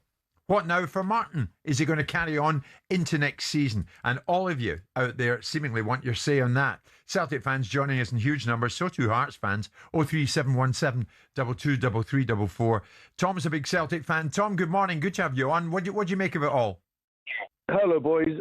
Yeah, I mean, I think what O'Neill's done has been incredible. His motivation skills are second to none. What he came in after Nancy and, pushed them on is incredible. Yeah. But they haven't played great. It's been a hell of a lot of luck. There's been 2 last-minute winners in the last couple of weeks, and it's a serious crossroads moment, I think, similar to when Ange came in. 5 years ago, Rangers won the league at Cantor. Celtic appointed Ange, made 18 signings, and then were dominant for the next 4 years. The difference is this year is that they still won the league and a double, and now I think that really shows more how bad Scottish football actually is this year. Whilst the race was great, the quality hasn't been. Celtic scored 60 less goals. Rangers came rock bottom in Europe. So did Aberdeen. Right. So what do you think? Is Martin the man to go forward? I think it's a very similar situation to Man United with Carrick. Who else is actually out there? He's done exactly what he needed to do, but long term, I'm not too sure he can be the person for the next 4 or 5 years. He's 74. Nothing against him. He's been brilliant. But in a year's time, when he's 75, will he still have to fight for it the year after that, the year after that? They need to make a marker now. And with the scenes after the fact, I think it's wrong. I think that morning, I don't think Callum Osman pictured scoring the winner and then having to go down the tunnel. I don't think they wanted to have that moment in the tunnel. It should have been on the pitch, not with fans all over it. And it's something that they'll have to live with. That's an iconic moment that has been tarnished, whether people want to admit it or not. Do you think it was tarnished, Tom? Do you? And you're speaking as a strong Celtic fan. Yeah. I think what the scenes would have been if they had won that after being second and third all season. That should have been an iconic moment with all the players. Instead, it's about Lawrence Shankland and Frankie Kent and Derek McInnes, which it shouldn't be. Okay, thanks for the call. Tom, thank you very much. Matty's a big Hearts fan. Matty, good morning. How are you feeling? Morning. Thanks for having me on. Great show as usual. Thanks, Matty.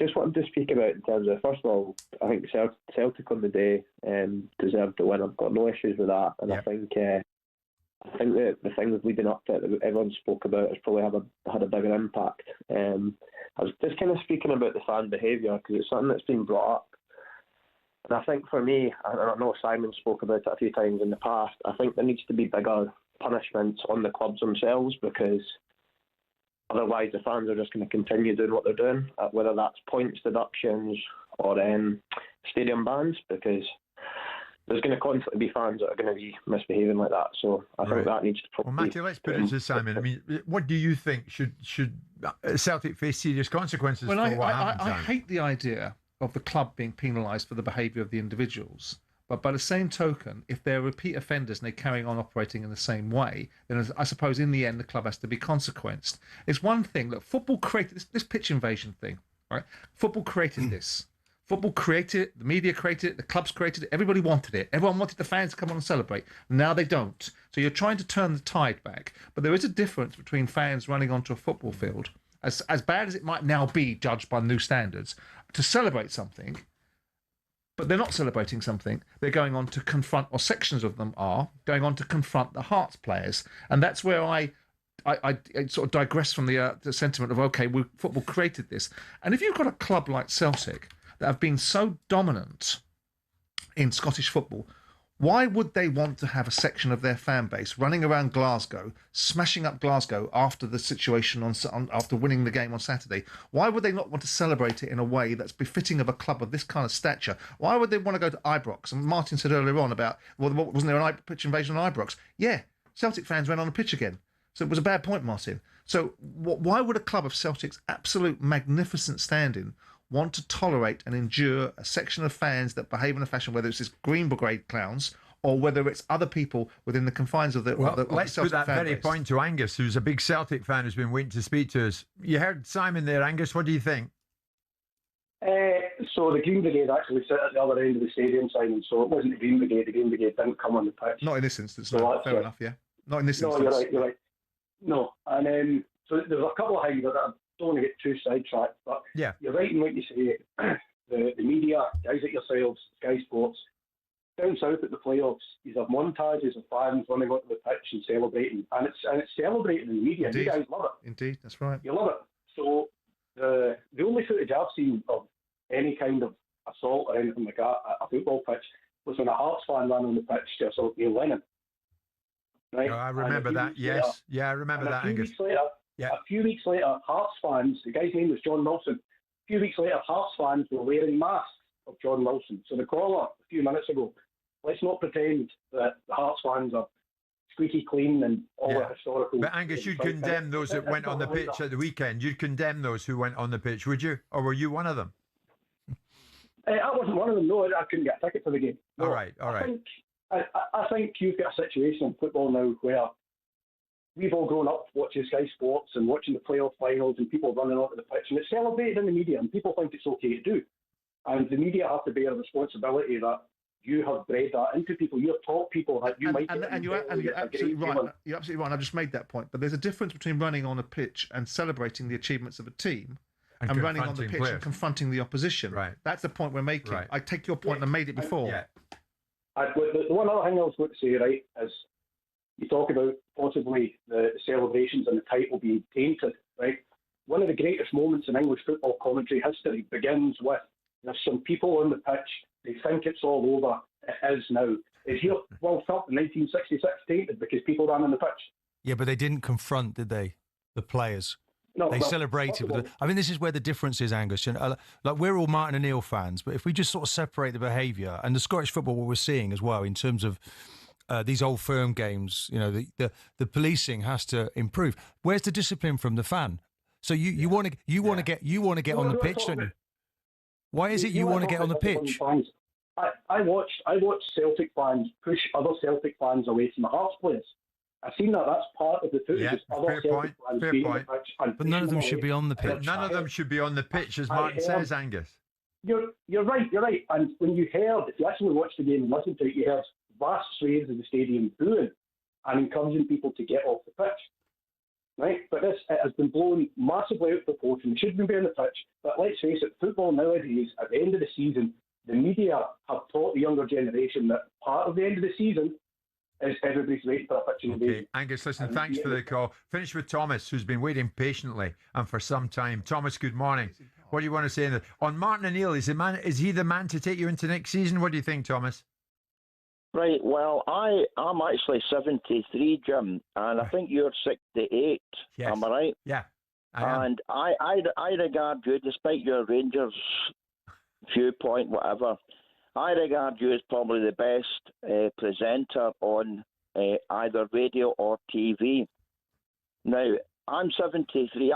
Next month, I'm going down to the Formula One race meeting with Orlando and people. Yeah. I don't regard myself at the age of 73 as an old guy that should be packing up or whatever.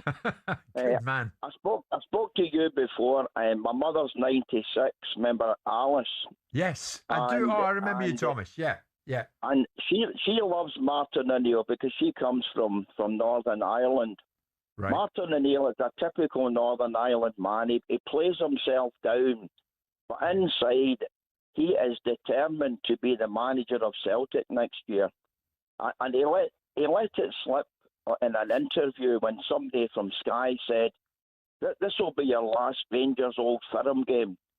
And the first word was, if this is my last game, and the whole Celtic people jumped on that. Right. Martin O'Neill will be Celtic manager next year. Nothing to do with age. After the Dundee United game, Martin O'Neill's team won 6 league games in a row. Yep. If they had drawn one of them, right, they would not have won that league. And Thomas, finish on this with me. You love Martin, and why wouldn't you? What about the scenes at the end? Do you have a particular stance on that? I watched my first cup final, Jim. You'll know about it, Simon won't, was in 1960 when the great Jock Stein ran onto the pitch with supporters, with his team, and celebrated. It's been a thing in Scottish football. And let me say to Simon, we don't need any lessons from English supporters, because English supporters ruined the game.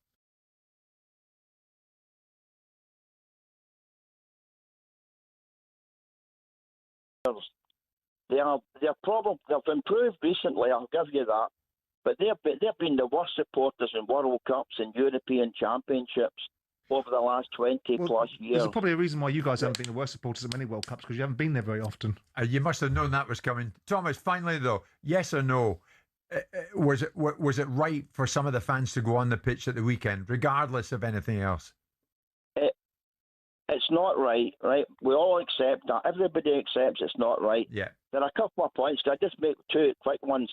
Quickly, First of all, the police centred on the Green Brigade. None of them got on the pitch. Right. But it was all there. But there was about 2 stewards. All I saw was 2 stewards. Right. The goal at the end, Jim, was the most unusual goal I have ever seen in football, with 3 Celtic players running in an empty goal. Yeah. Now, what that young boy, if he was experienced, what he could have done, he could have stood with the ball 6 yards out and taking his time to put it in. It's an unusual scoring goal. Yeah. Okay. Thomas, listen, thank you for the call. Thanks for your patience. Thanks to everybody for calling in. Celtic won it. There's the story. Martin O'Neill's a huge story as well. Does he go into next season? Well, you know what? He just might. It's happy living.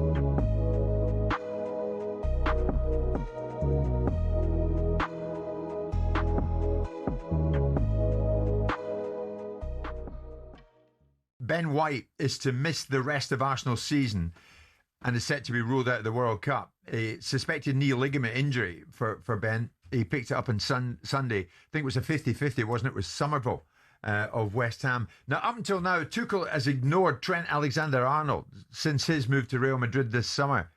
Could it be goodbye Ben and hello Trent? What do you think? My gut feeling is Tuchel just doesn't fancy Trent, no matter who's fit or not, to be honest, from a defensive point of view. That's how it feels. The recent squad, he had, 36, and he didn't put him in, so I don't see why I'd be putting him in now. You think he's decided he's not going to be featured? Feels that way. Yeah. I might be completely wrong, but no matter what. Yeah, I don't think he'd be going. It's a shame for Ben White because he seems to be in a good books for Tuchel, and he's just started to get his form back a little bit, playing regularly because Timber's injury. He's decent player. Yeah, yeah. And I know Gary Neville had a little criticism of the way he made that tackle. I kind of make him right in a way, but the problem you've got now, because I missed the final once by dangling a leg. Rio come through me hard, Rio Ferdinand, the way it leads it was. And I did my ligaments, missed the final because of it. And I look back on the tackle and think, yeah, I should have gone in full tilt. Problem you've got now with the way the rules are, especially with the follow-through rule, even if you go in full tilt and you do get the ball, but you catch someone on the way through, and you get a red card. Yeah, it actually encourages you to be a bit more tentative. So what is it when you're going in fairly committed, but don't end up truly committed? Yeah. I mean, Gary Neville said Ben White just hangs his leg there. It's poor. He's got to be stronger than that. He's hurt himself there. Yeah, and that's my point. He says you're asking for trouble by doing that. Yeah, he's right.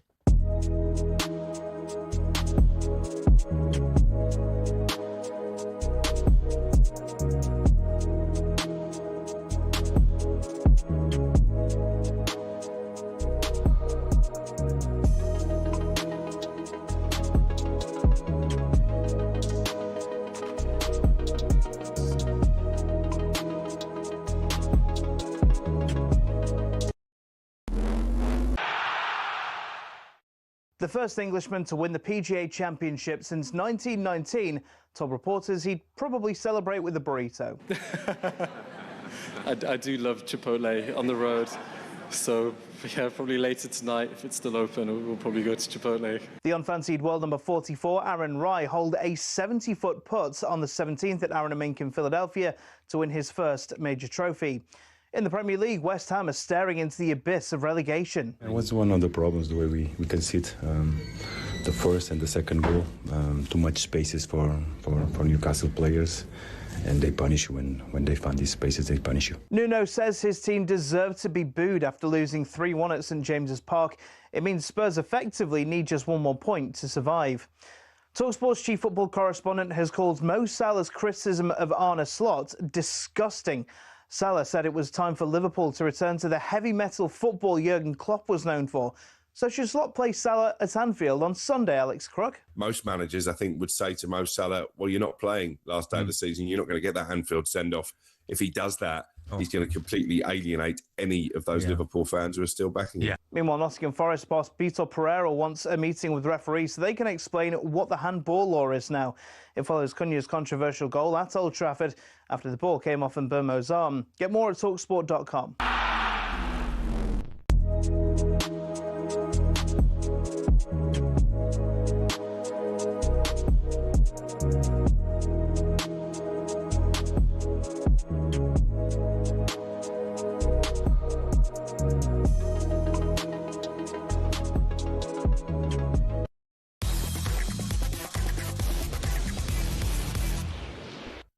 It's showtime on talkSPORT with BetMGM. We're ready for the action. Are you? Visit betmgm.co.uk or download the app. 18 plus. Gambleaware.org. Time is moving on. Alex Licence from BetMGM joins us just after 25 to 12, 25 to midday this Monday lunchtime. Alex, good morning to you. Managerial changes in the Premier League. What are you thinking? Yeah, morning, guys. We're starting to see a little bit of movement now, aren't we? Chelsea make what looks on paper like a good appointment in Alonso, but I suppose you never really quite know down there, do you? And then Carrick gets rewarded for his results with a 2-year deal. The talking point for me, though, and the lads in the office this morning, it's got to be what Liverpool do with Arne Slot. I know FSG have publicly backed him, and we do still have him as as 1 to 3 to be in the dugout on the first day of next season. But as we know, things change very, very quickly in football, and it looks like they're going to limp over the line for the Champions League. But it's been a poor season, hasn't it? I mean, they've lost the same amount of games as Leeds and Sunderland, and then just to top things off, Salah goes and drops that bombshell on social media, doesn't he? Pretty much calling out Slot's tactics for the world to see. I wondered your thoughts on all of that, Martin. Is this more of a Salah issue? For me, it's like hanging out your dirty washing, and he's still a player at the club, so it's a little bit early. Or it's Salah. Yeah, we're going to talk about that. What about Salah? Do you think he deserves to go into next season? I think so. I think you win the league in your first season. I thought it was a bit more pragmatic. They weren't quite as crazy Klopp as they were in those years. With Klopp was magnificent, was he? This heavy metal football. I thought they slowed it down a little bit, and you saw the best coming out. But they've lost. They've not got that balance right this season. They got it wrong in the transfer market, particularly Isak's just not been available. So no, I think he deserves another opportunity after winning it, but he has to start well and get the results, and this doesn't help him. As Alex said, so huge losses, though, along the way. 19 for Liverpool in all competitions, Simon. I mean, I think Martin's assessment is about right. I think we've just said this ourselves previously. I mean, Liverpool did it before. They carried Brendan Rodgers into the following season when he hadn't had a good season the previous season. They binned him in October and put Jurgen Klopp in, so they've got form here. So I think that he's got to start well. And he knows that himself. So I think we'll see him. I don't think there's any dispute. I think we'll see him in Liverpool's dugout. If there was an alternative, he's just gone to Chelsea. Yeah, it's bumper weekend in the Premier League. Alex, how do you view it? Yeah, I'll start with the battle for the European places yesterday, and what I could only describe as a smash and grab at Ellen Road. I mean, Brighton will be kicking themselves for those missed chances in that second half, but Leeds stayed in the game and then upstepped to England's number 9 right at the death to win it for us. And then Brentford, they dropped points in their home to Palace. So it's Bournemouth really who were the happiest without even kicking a ball yesterday. As it stands, still all three in the mix, as we know. But if results do go correctly, even 6th place are going to get that Champions League spot. And then at the other end of the table, I agree with what you said earlier, Simon. I really, really wanted West Ham to turn up yesterday and just give us some jeopardy on that final day, but they didn't, and we now have them as short as 1 to 20 to be relegated with Spurs at 8 to 1. But presuming they do go down as it looks, you'd imagine we're going to see a bit of a mass exodus this summer. Bowen, Somerville, Fernandes, they're pretty much nailed on big departures, you'd imagine. I wondered where you guys think Bowen might go. He's 29 now, probably one big contract left in him. Who suits him? Who do you think will come in for him? It's a good question. There was talk of Everton this morning, I think. It's a good question, yeah. Isn't it Michael Owen was saying some big things about him recently in the news about how good finishing, what a player he is. We didn't see that yesterday, but I think if he goes somewhere where they can dominate possession a lot more, he could be very useful. So maybe Aston Villa, if they sort out their financial fair play issues. I mean, I know that we've sort of bemoaning the fact that there isn't jeopardy on the game tomorrow. But if Spurs get bashed up by Chelsea tomorrow, there's a distinct possibility because Chelsea loathe Spurs. And so does Spurs loves Chelsea. So the Chelsea fans will be on the Chelsea team to perform. They've still got to get a point against Everton. So there's still going to be jeopardy if West Ham on the last game of the season. So we still might get the moment where, I mean, it would be fabulous for people that don't like Spurs to watch them wilt on the last game of the season against Everton, wouldn't it? And West Ham have still got to beat Leeds, though, no matter what. Yeah, absolutely. So there's still something there. Meantime, tonight, 8 o'clock, talkSPORT exclusive, Arsenal Burnley. Go on, Alex. Yeah, I mean, you couldn't really ask for much of a nicer fixture as an Arsenal fan, can you? And an expected win tonight, and that's one hand on the trophy, you'd imagine. Looking at the markets, I'm struggling to remember seeing anything this wide for quite a while. Could only think of probably a Man City home game that comes close in recent years. We've got Arsenal at 1 to 16, the draw at 9 to 1, and then Burnley is as big as 20 to 1. But if Arsenal fans need any more reassurance, they've won all 10 of the games against already relegated sides. And they've only lost 1 of the last 28 final home games of the season. Add that to Burnley with 1 win in 27. I'm presuming you're quite confident ahead of tonight, Martin. Well, you would be, wouldn't you? You're playing against Burnley, so you've got to sweep your opposition away. The thing for me is about just go and win the match. I'm just not. People are talking about let's make it a cricket score. I think Man City only beat them 1-0 recently, when everyone was expecting more. So go and win the game, and then take it forward to what will be an incredible weekend away at Palace. It's a tricky one, obviously, to win it. Be an interesting parade if Arsenal win it there, Simon. Normally it's the home. They have a home ground City, it's set up for them. I think there'll be a duplicate Premier League trophy at both grounds. Obviously, it takes us to the last game, but we've some football to do. Obviously, Bournemouth following up the next evening on Tuesday night was another huge game where Bournemouth have just been quite remarkable. Do you see it going to the final day, Mark? I do, because I think then Bournemouth City. If I'm still playing, you have to expect that Man City will keep winning. They've just won the domestic Tough double. game at Bournemouth, isn't it? It's a tough game against It is, but do Bournemouth lose that trying to win it? You know, do they feel the need to win the game? You know, they can end up in the Champions League. You know, Areola's about to leave, and he's going to leave his team in the Champions League. Where on earth is he going? Yeah, it's a mystery. He's done an incredible job there, that's for sure. You know, whether they can beat Man City, Jim, that would be amazing for Arsenal. Okay, Alex, thank you very much indeed. Commentary tonight, Arsenal, Burnley, Sam Matavese on duty, so too Stuart Pearce. Like them both. Visit betmgm.co.uk, download the app, 18 plus, begambleaware.org. It's showtime on talkSPORT with BetMGM. Keep things golden with responsible play at betmgm.co.uk. 18 plus, gambleaware.org.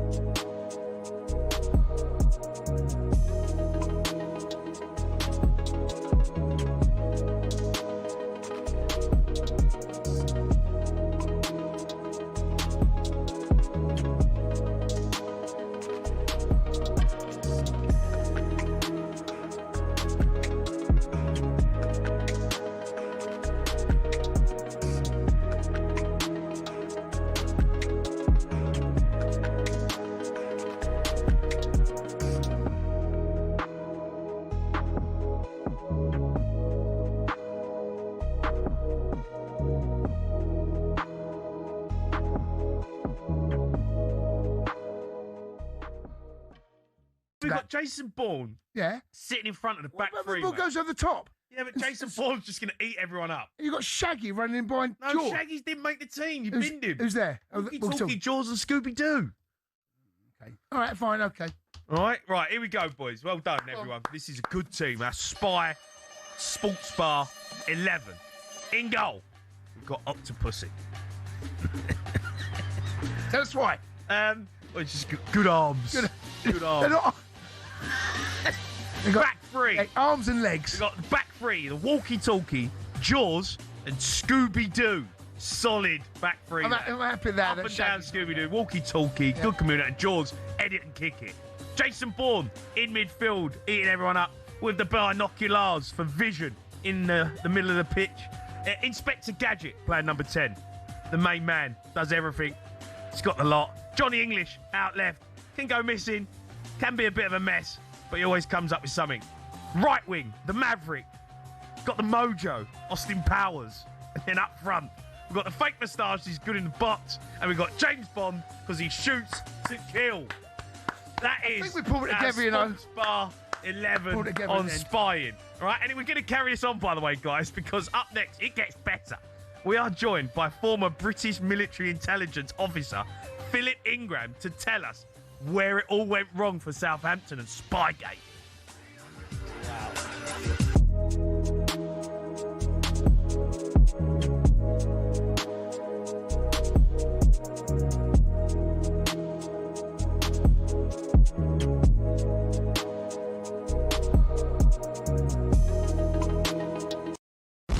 Get ready to get that winning feeling with talkSPORT Win, because we're giving one lucky listener the chance to win a massive £25,000. Oh my God. Go to talksport.com/win to enter now, and you could win 25 grand in your hand, tax free. Oh, that's incredible. Get that winning feeling courtesy of talkSPORT Win. Thank you very much. Find out how to enter now at talksport.com/win.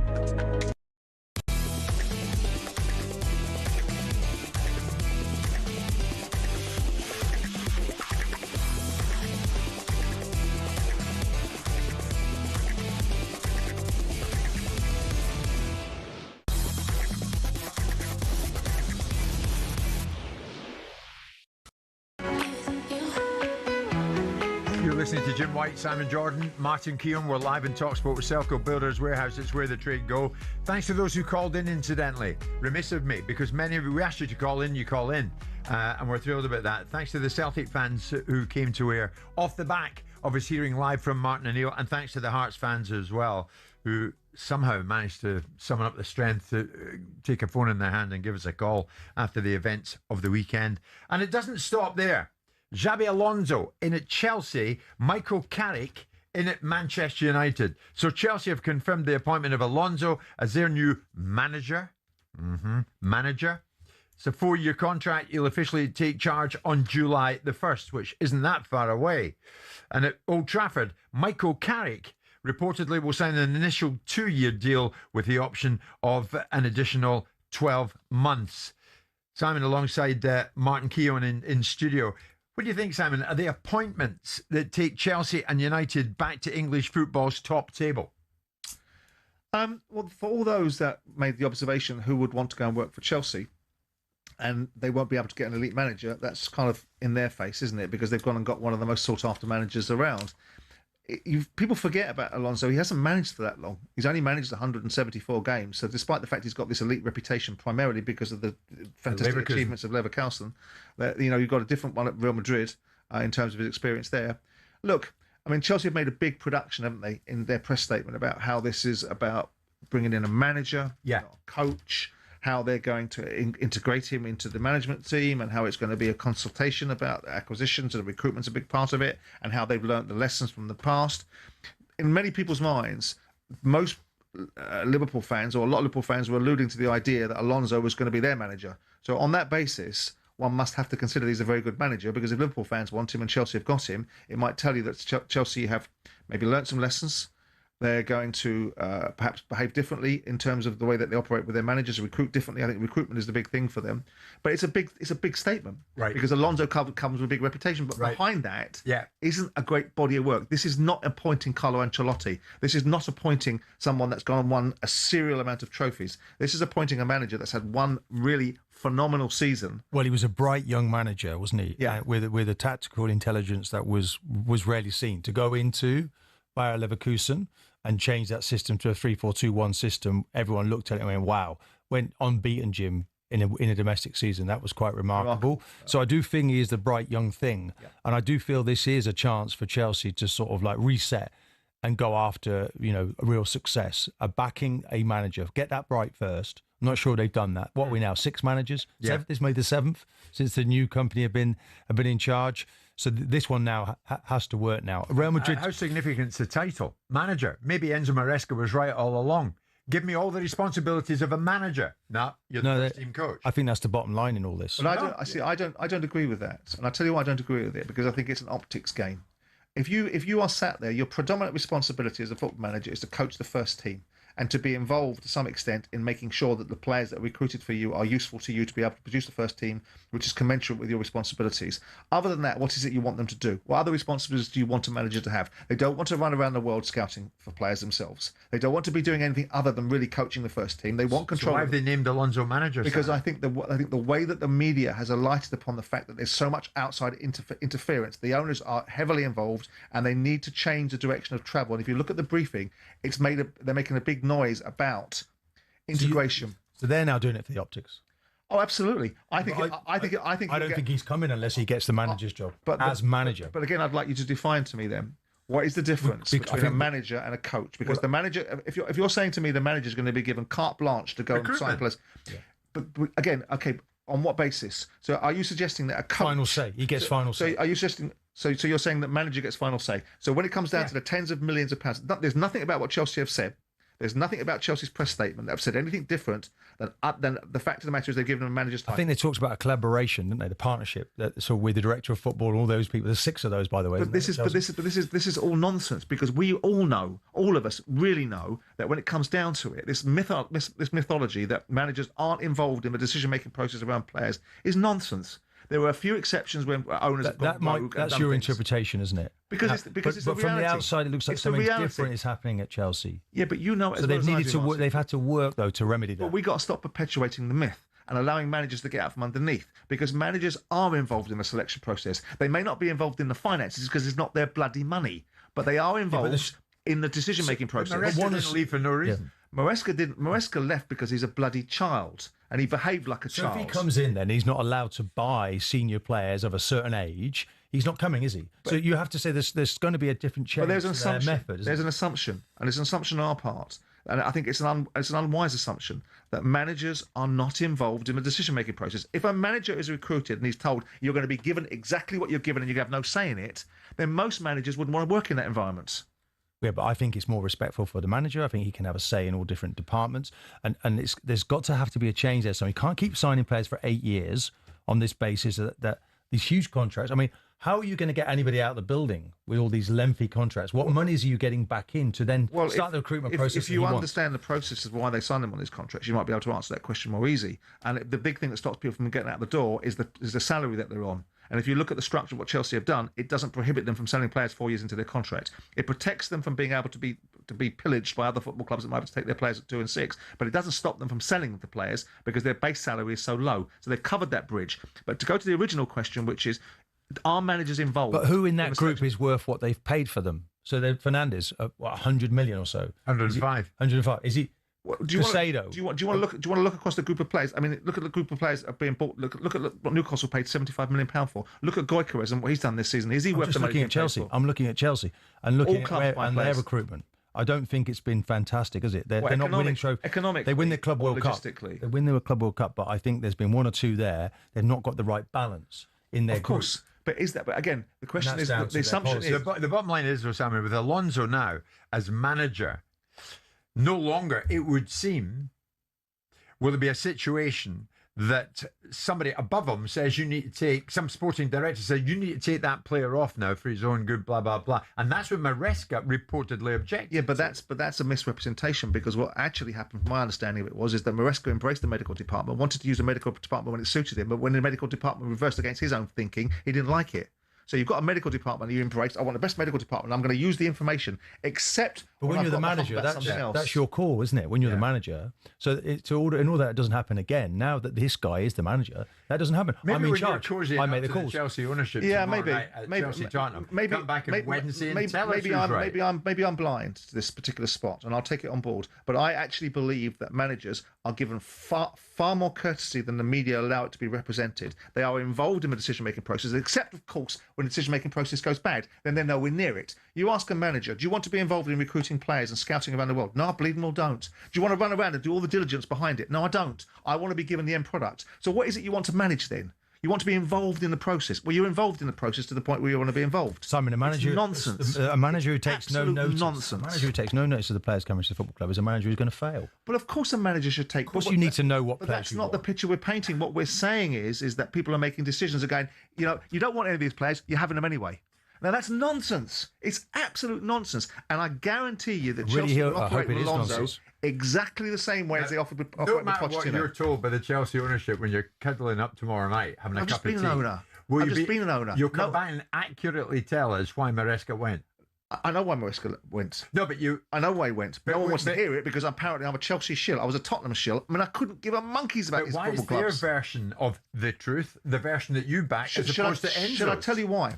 Because I've been an owner and I sit there with no gain. The only people that gain from football clubs are players and managers. And when you sit there as an owner, bankrolling a football club, and you get to see it objectively and you get to see it honestly. Objectively? And there's no. How are you seeing it objectively? Because at the You're not seeing it from the other side. Well, of course I am. I'm seeing it from players' side, I'm seeing it from manager's side. I look at it and go, well, that was wrong with that manager. That was wrong with that player. It was wrong of the owner to do that. It was wrong of an owner to make those sort of decisions. Owners should be nowhere near players. Every time I hear a situation where players are going to an owner, I think it's appalling.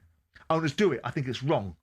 But in this instance, where we're talking about the control that a manager should have, none of these managers, they want all of the responsibility and none of the accountability. They'll turn around and say, we want to be involved in the selection process. Okay, you want to be involved? Okay, get involved. Off you go around the world then and scout these players. No, I don't want to do that. Off you go and get involved in the consequences of buying players for 50 million quid. No, I don't want that either. The teams that have been most successful, your Fergusons and you're looking now at Pep, They get involved in these Of course they situations, should. Of course they should. That's why they're successful. Of course they should. Who in their right mind would suggest You that think a footballer- Wenger wasn't a part of those? Of course they are, and of course they should be. That's not the point I'm making. the head point coach, I'm you can't making do is that, there is a certain point where you need resource around you, and what we're saying is you've got football, you've got sporting directors over there that are making decisions, and managers, these poor old sods over here, are just being foisted with any old tat. And it's nonsense. All right, let's put it out utter there. nonsense. 12 noon, Chelsea fans, you've got your man. It's Xabi Alonso, the manager, not the head coach. How do you see it? Is it a sign of intent? 03717223344. And we'll get to Michael Carrick and we'll hear from him shortly.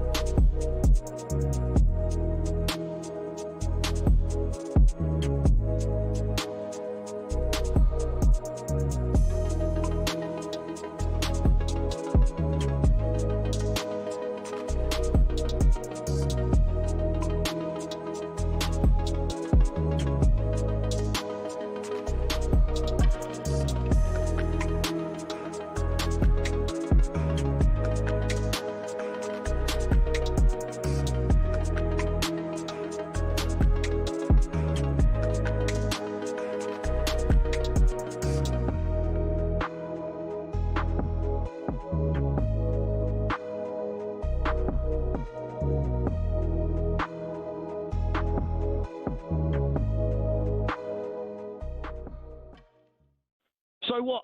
We done. Listen, Middlesbrough went 1-0 up, Jamie. He's right. Right, they played brilliant. The first half, we scored an equaliser, right, and that done it. That put it to bed because the second half we come out flying, mate. Middlesbrough nothing. They were leggy. They were gone. I think the rule is if you're going to great call. don't get caught. What? What's that? The rule is you're going to cheat. Is that your analysis of? I think Spygate. I think if you're going to cheat, don't get caught. Well, I think if you cheat, rule number one, don't get caught. Can't get caught cheating, mate. Can you? You can't say that, mate. Well, you can. You can't. I don't think it's cheating. What do you mean? Just don't get caught. What do you mean? It's cheating. It's not cheating. It is a form of cheating. It's not a form of cheating, but if you are cheating, don't get caught. Is texting another woman cheating? What are you saying to her? Well, you tell me what I'm saying, I'll tell you it's cheating. We're just having a little chat. We're having a, No, it's not cheating. We're having a chat. You're a bit flirty. Well, okay, what am I saying? You give me the context of the text, and I'll tell you it's cheating. Say, I see you at the bar the other day. I got your number, and I thought I'd give you a message. I thought you look really pretty. That's not cheating in my book. You're a disgrace. You're a disgrace. Oh, that's not cheating, is it? What do you mean? It's a form of cheating. It's not. It is. No, it's not. It's fine. You can't get away with that. No, I think you wouldn't. Swain can't get no, away but with here's the thing. I ain't got caught. Delete the text. Delete the text. Delete the text.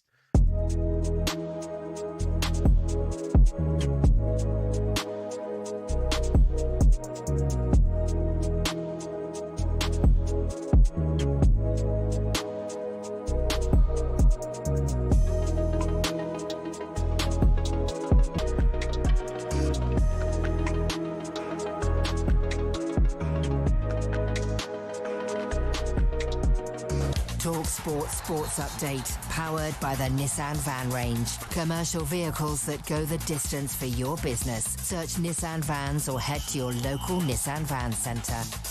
With your latest sport headlines, I'm Matt Hutchinson. Good afternoon. Martin O'Neill has told White and Jordan, of course he deserves a chance to have another season at Celtic, but doubts if he's got the energy at 74. And on that pitch invasion which saw Celtic's title-winning victory end early, Martin doesn't agree with Hearts boss Derek McInnes that it was an embarrassment to Scottish football. Let's find out the real picture. The fact is that when we scored the third goal, the game was essentially over. There were about 8 seconds left, perhaps, in the game. The referee has claimed that he's blown the whistle. Elsewhere, Jose Mourinho is going to get a 2-year contract at Real Madrid. We understand he'll be confirmed as Arbeloa's replacement on Sunday following their final La Liga game.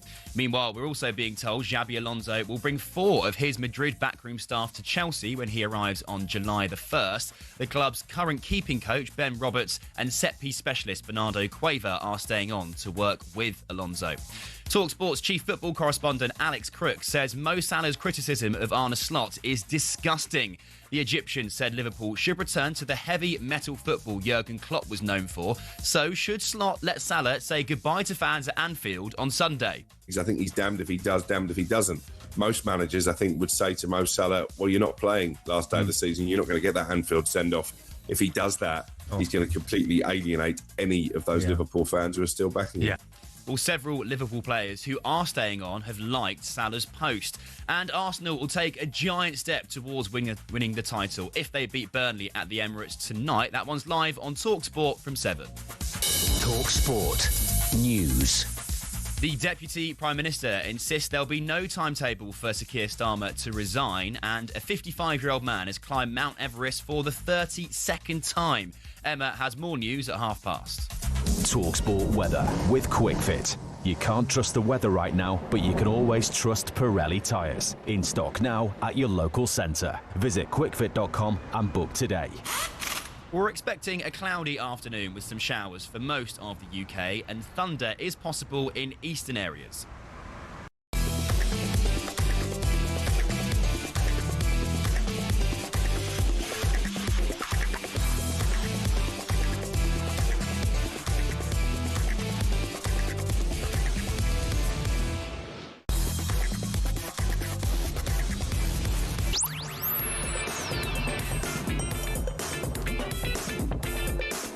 Good afternoon, everybody. 6 minutes past 12. It is now officially Monday lunchtime. It's Jim White, it's Simon Jordan, and it's Arsenal Invincible Martin Keown. Arsenal going to action, of course, right at the tail end of the season. They're up against Burnley. It's live in talkSPORT. 3 more points, probably inching ever closer. Jim, I've just got to share this with you. I was Go on. out there talking to one of the news team, and I'm not going to name him. And he's just said, we want Arsenal, don't we? The whole world wants Arsenal to lose tonight. So what do you mean? So what takes it to the last game?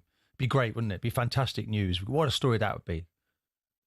What on earth is he thinking? If he's an Arsenal fan, does he want that? Well, he's not wrong. That would be a story, wouldn't it? You saying that? Do you reflect that view? Let's get it out there.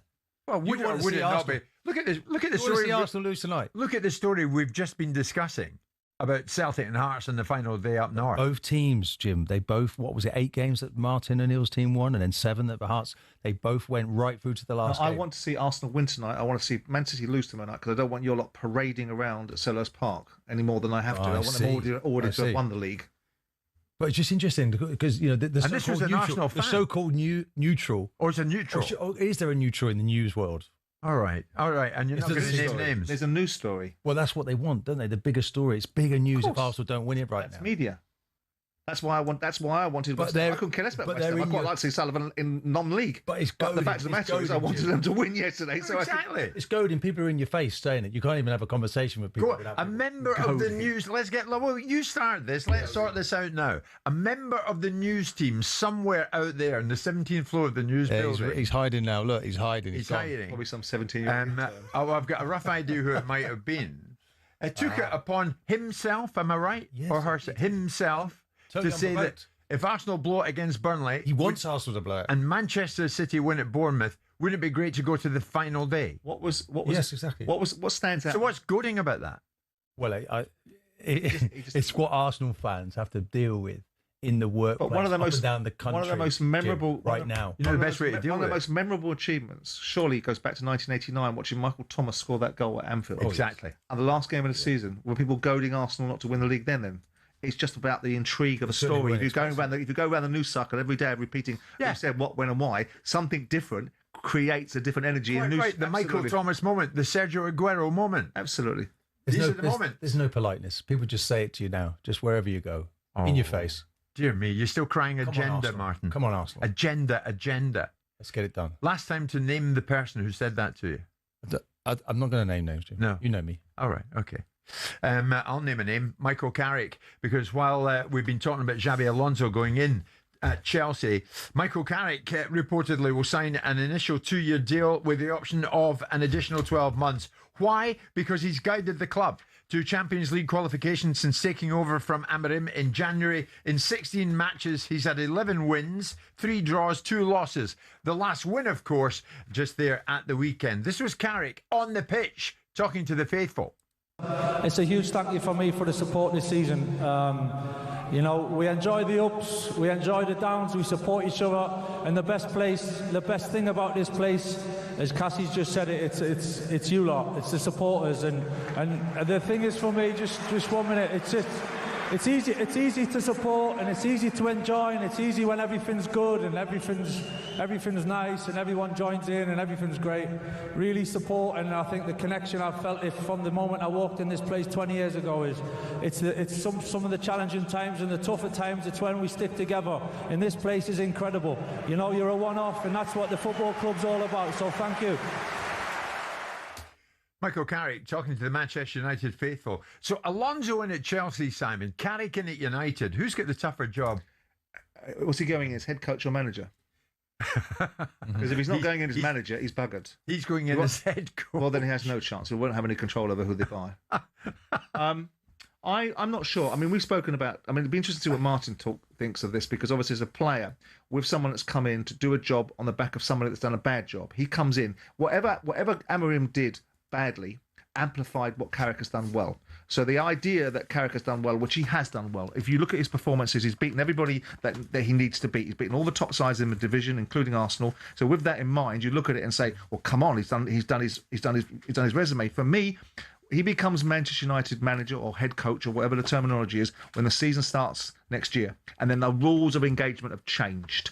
The expectation levels have changed. The recruitment policies will have been built around him. The players' relationship will differ. And then we will see. I have reservations. I think we had callers coming in last 2-3 weeks that were surprisingly, despite the achievements that Carrick has brought to the fore, were all of the mindset, which was thank you very much for steadying the ship. Thank you for getting us into Europe, but we need someone a bit different to be able to take us forward. They haven't gone that way. We cannot take anything from the track record of the people that are making these appointments. Their track record has been not particularly admirable. So if you look at Jim Ratcliffe, he's got a team like Nice that are sitting in the bottom of Ligue 1. You've got a situation where he's employed people at Manchester United currently that have not worked well. Get rid of Ten Hag. The only thing he did with Ten Hag was did a ridiculous thing of giving him a new contract, which was absurd. But other than that, there's nothing in that room that's told us, inspiration-wise, whether it be Barada, Jason Wilcox or Jim Ratcliffe, about the appointments they've made, whether it be Amorim, whether it be Dan Ashworth, that suggests that they're going to get this one right. But Carrick has earned the right to be in a situation. It is difficult because Ten Hag was allowed to stay when he won an FA Cup. Given a new contract. Given a new contract, probably shouldn't have stayed. I thought Amorim should have gone at the end of last season. Yeah. And he carried on in this job for far too long. I know he bought well, but he was buying players for a different system. What Michael Carrick has done really well was to sort that problem out. Mainoo's coming to midfield, was told he was surplus to requirements. Are they title contenders next season, Martin? I'm just talking about what Carrick has done. Let's for a minute. Martinez come in alongside Maguire. No one thought Maguire was going to come back in, so he's put a back four in place. Luke Shaw's come, so he's changed the system, got the best from the group. Casemiro now is looking. Should we let him go? Shouldn't he? When he looked like he was completely finished in a midfield that was being completely overrun. Fernandes has come in and been a revelation this season. We know that he can play, but he's got even better. Look at the skill and quality that he shows. When you think of Carrick, Martin, and then we think of Alonso, and then we think of Arteta, and then we think of Guardiola, and then we think of Emery, and we are now projecting Man United not to be a competitive side, but to be a side that's got to win again. That's what they're there for. That's what their DNA is. Do you put Carrick in your mind's eye and go, well, obviously he's going to go up against these guys. Obviously, if it's in the dugout now, he's going to be as good as these guys, because in part it is in the dugout. I think when you look at it, when you look at what he's done since when he came in, was it January, Jim, that he came into the team? Yeah. And he wins he beats Man City, Arsenal in his first couple of games or first two matches. Yeah. Quite remarkable. Yeah. I think when you look at what he's done, what he's achieved, I do believe he needs to be given the opportunity to do it, finish the job off, right, so to speak. But he's going to have to get results. What involvement is he going to have? I mean, there's so many things within the club. Dan Ashworth was director of football, lasted 5 months. How long? I mean, they'll have to make decisions. They won't give him the sort of time Amorim has. If it doesn't start well for him, Jim, changes will be made. I don't think they will. No? I don't think they will. I think it's going to be one of those. They've been a little bit slow to actually sign this contract for him because he has been in place now. Well, I think they've done it. I think, to be quite blunt, I think they had no race to be able to employ him until the season had finished. What was the race? Unless there was somebody else. But doesn't that say something in itself, though? No, I think they should be getting. I think they should take their time. No, I think he was always going to sign a contract if it was offered to him. It was about whether it was going to be a contract. The interesting thing is, if he doesn't work out, they've left the framework for Gareth Southgate. Apparently, they like, haven't they? Because they've got Steve Holland in there, so they can get him in on the back of that. So very briefly, Alonso at Chelsea, Carrick at United. Who's going to be closer to getting a title triumph next season between those two? It's an interesting one. I think both teams can go well, but Alonso, you saw their performance at the weekend against Man City. They were very much in that game for large periods. You saw the quality return. It's about getting the right tune out of some of those players and really managing. Game, that's why. But I think Carrick, with the right additions, they can go well, but I don't see them winning anything. I don't think anyone with any certainty can alight upon this and go, well, I think this is going to be a guarantee. You've got the X factor of what Chelsea is and what they've bought and how they're going to recruit and how they've got their recruitment wrong, and the idea that the ownership interferes on a daily basis with the manager, and a manager that, whilst has got a big reputation for one season, has only managed 174 elite games. If you look at the players he's going to have, they're not going to be in the Champions League, are they? No, I hear that. Yeah, I hear that. Man United are. So and they've only had 40 games this season. I don't know what success looks like for Chelsea next year. Qualification for the Champions League. And then you look at Manchester United. What are you going to judge Carrick by? Are you going to judge him by the last 3 or 4 years? No, I mean in terms of what's the blueprint for him. If you judge him by the 16 matches, you say, fantastic, he's done wonders. But I believe, and I don't know what you feel, that his job starts now. It is no longer Michael Carrick interim manager. It is no longer Michael Carrick managing the car crash that Ruben Amorim left. It is Michael Carrick, manager of Manchester United or head coach of Man United, with a blueprint to be successful. And that's a whole different set of I think he can be proud to have achieved this in this time, but now he needs to go to work. Okay. Now he needs to really manage and make Chelsea fans will be looking for big improvements, will they not? Especially after what they saw at Wembley at the weekend. We'll talk about that cup final very shortly. Stay with us. We're live in talkSPORT with Selco, where the trade goes.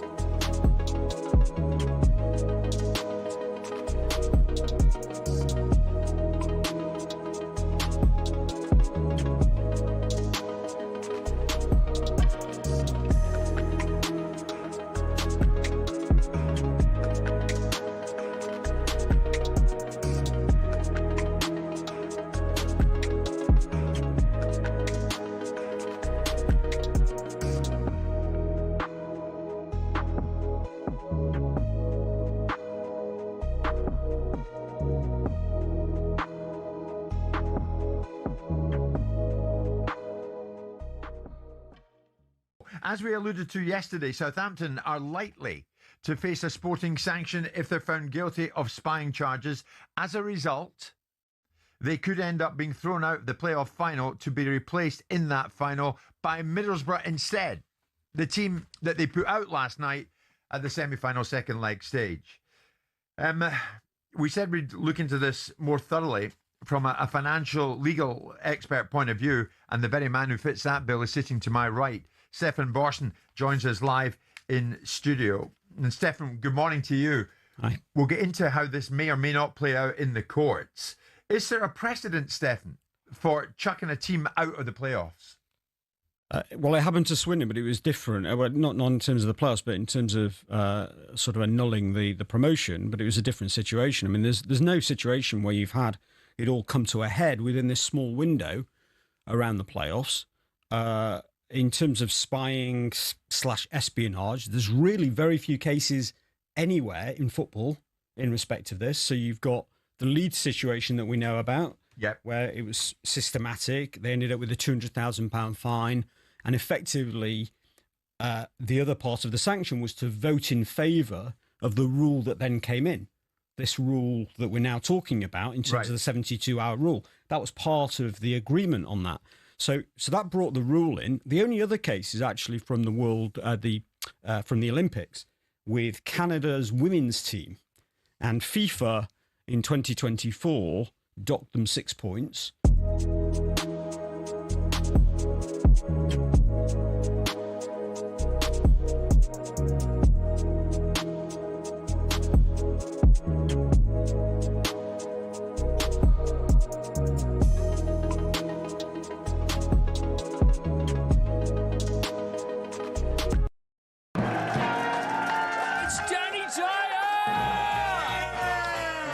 not a wig. It's a nutty canister, either way. I mean, look at the nut. Bob Odenkirk!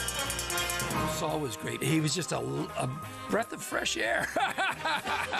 Amelia Clark! Star Wars versus Game of Thrones. Game of Thrones, definitely. I'm loyal. Don't tell Alex Hassel! In season 2, a lot of us get our clothes off. You do know you did that in season 1? Exactly, that's true, yes.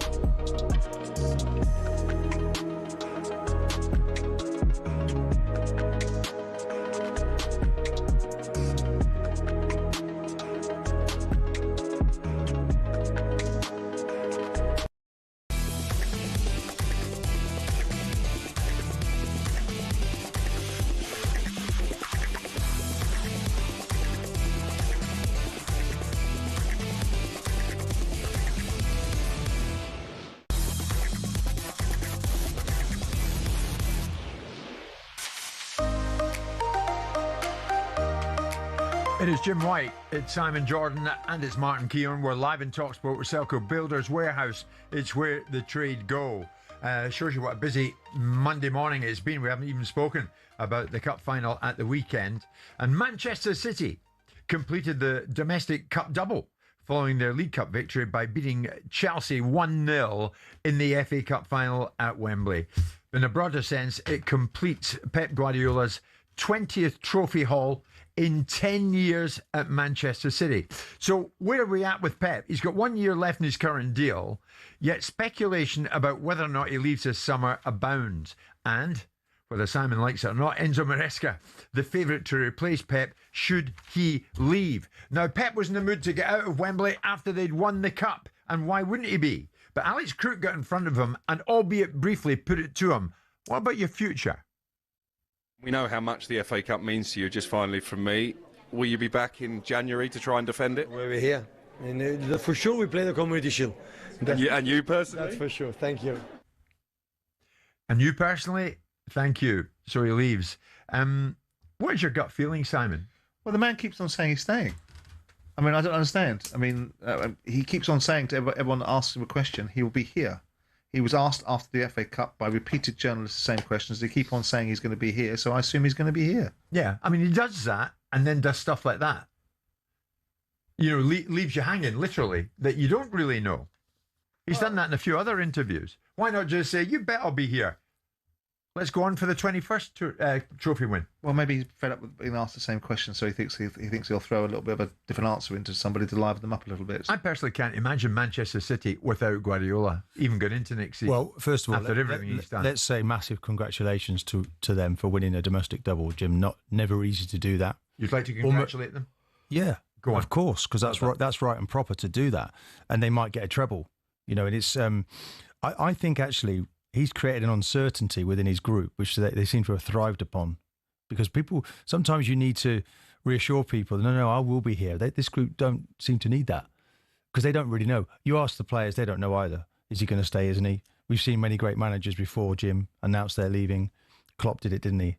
You know, some Moyes has left at West Ham. And then but this guy's like, oh, let's keep it hanging there. He doesn't we don't really know. It's difficult to pick it up from the body language. While he is there, though, why don't we do something special?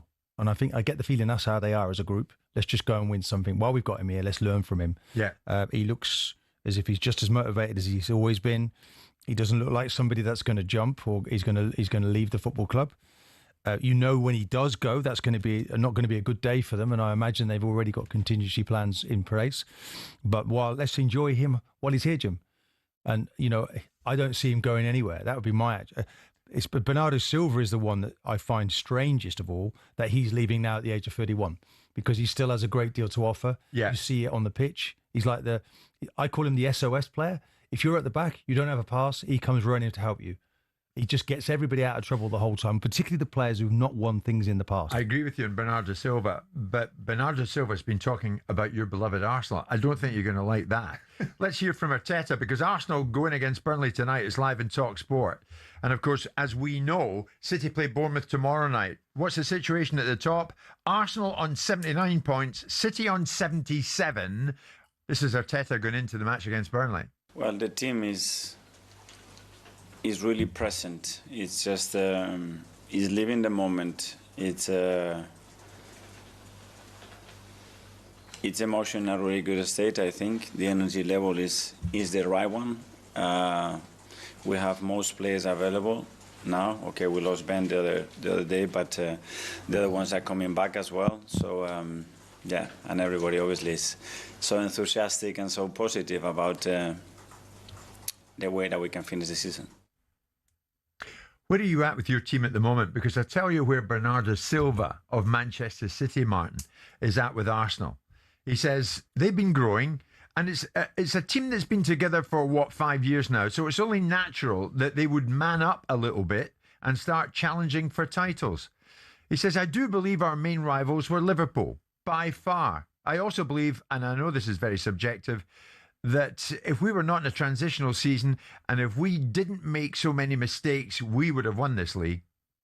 I thought last year was a transitional season for Man City when they didn't win the league and Liverpool did. So I'm not sure what he's saying there. And you rightly so, he wants to defend his own club.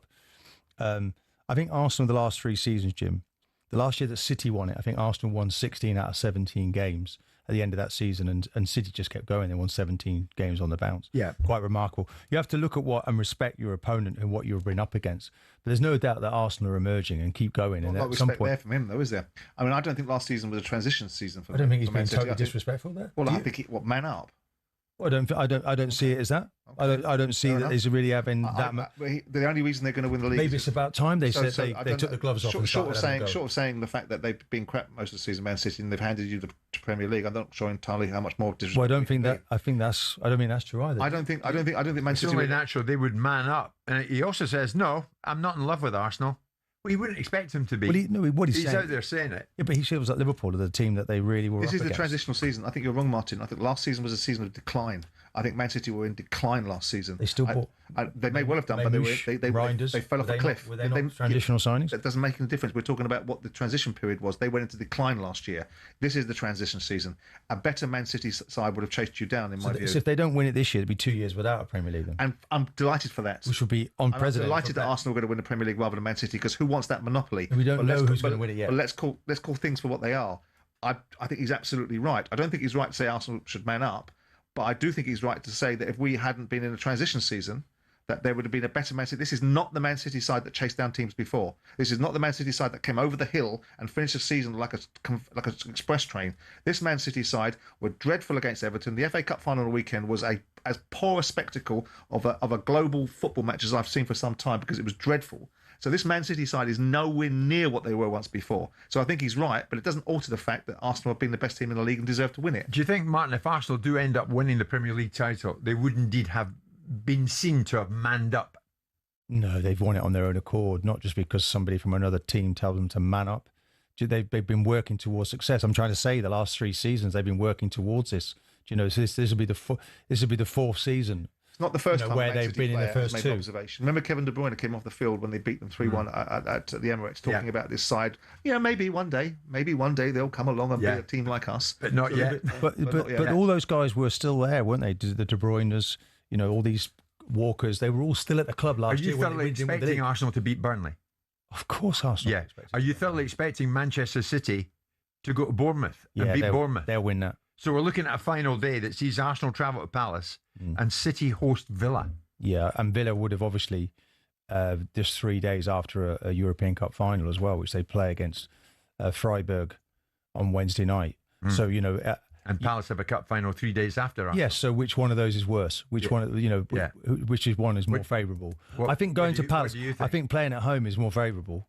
Yeah, without doubt. And obviously Sky, whoever put that together, assumed that procession of trophy was going to be at a home ground for someone and not for Arsenal. So Let's see what happens. It'd be interesting to see it happen. I don't think it was at Selhurst Park. I think that was how the fixture list came out at the start of the No season. one obviously thought Arsenal were going to win it on the last day of the season, did they? But you do. I certainly do, yeah. Yeah. Okay.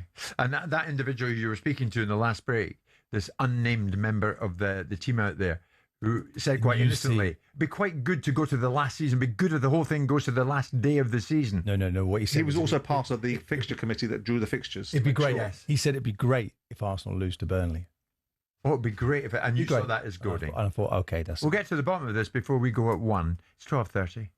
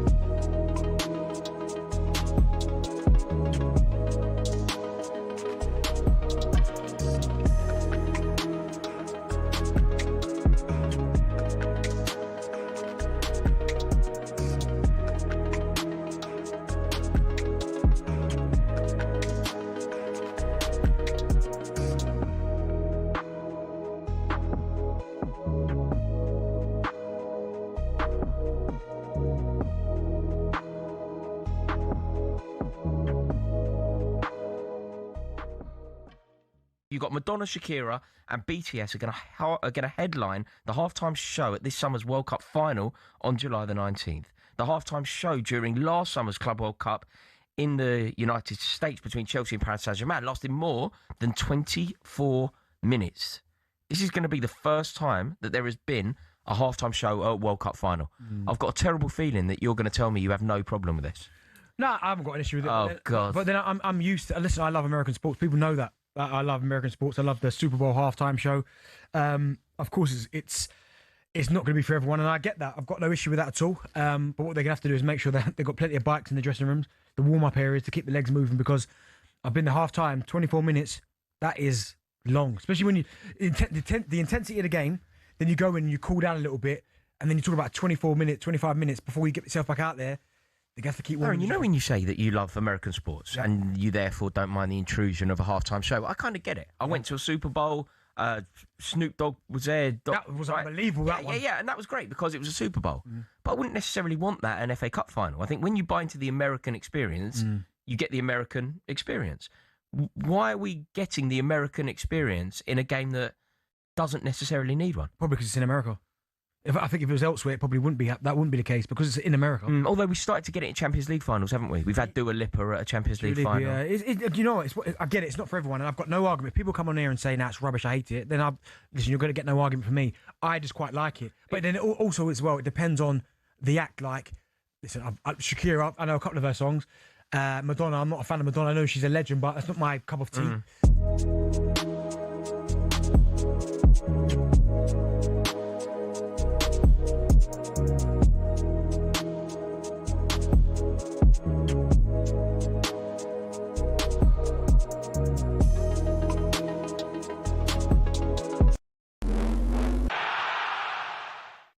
The first Englishman to win the PGA Championship since 1919 told reporters he'd probably celebrate with a burrito.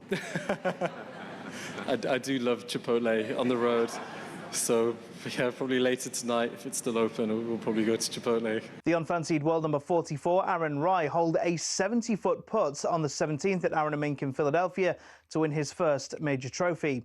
In the Premier League, West Ham are staring into the abyss of relegation. It was one of the problems, the way we concede the first and the second goal. Too much spaces for Newcastle players, and they punish you when they find these spaces, they punish you. Nuno says his team deserved to be booed after losing 3-1 at St James's Park. It means Spurs effectively need just one more point to survive. talkSPORT's chief football correspondent has called Mo Salah's criticism of Arne Slot disgusting. Salah said it was time for Liverpool to return to the heavy metal football Jurgen Klopp was known for. So should Slot play Salah at Anfield on Sunday, Alex Crook? Most managers, I think, would say to Mo Salah, well, you're not playing last day of the season. You're not going to get that Anfield send-off. If he does that, he's going to completely alienate any of those Liverpool fans who are still backing him. Meanwhile, Nottingham Forest boss Vitor Pereira wants a meeting with referees so they can explain what the handball law is now. It follows Cunha's controversial goal at Old Trafford after the ball came off Mbeumo's arm. Get more at talksport.com.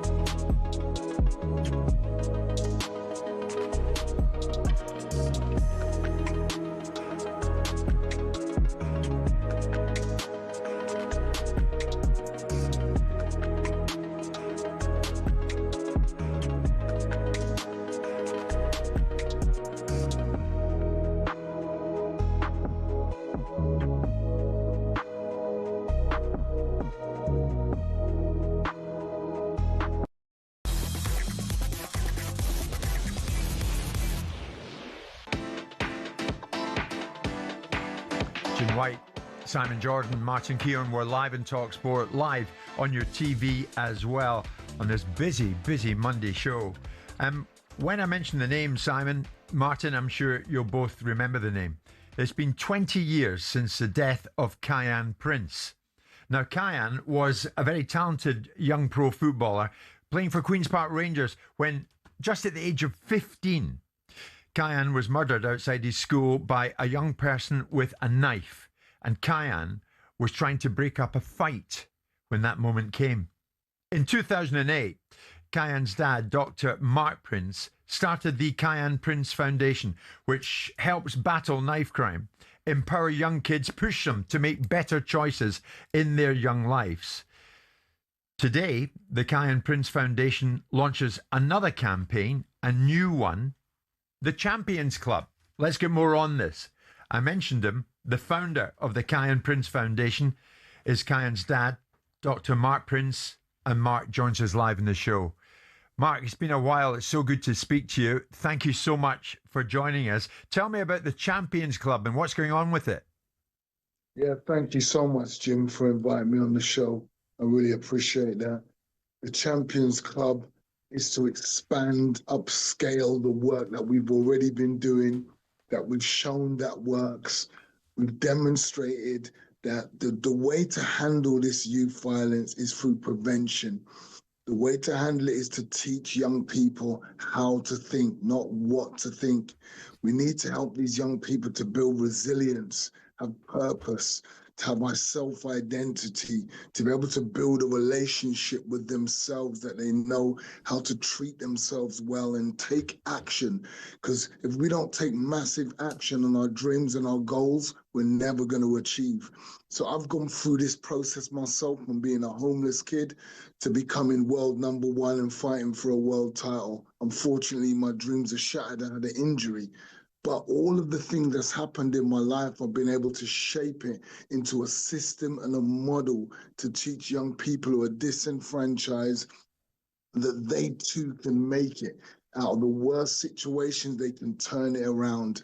And they've all got potential to be future champions in business, in arts, in whatever skill set God has given them to display. They can do it. And Champions Club is all about us having the space and the revenue to upscale, because the work's been doing so well, but so many families and children be coming to us. We're going to be turning them away if we don't get a space of our own.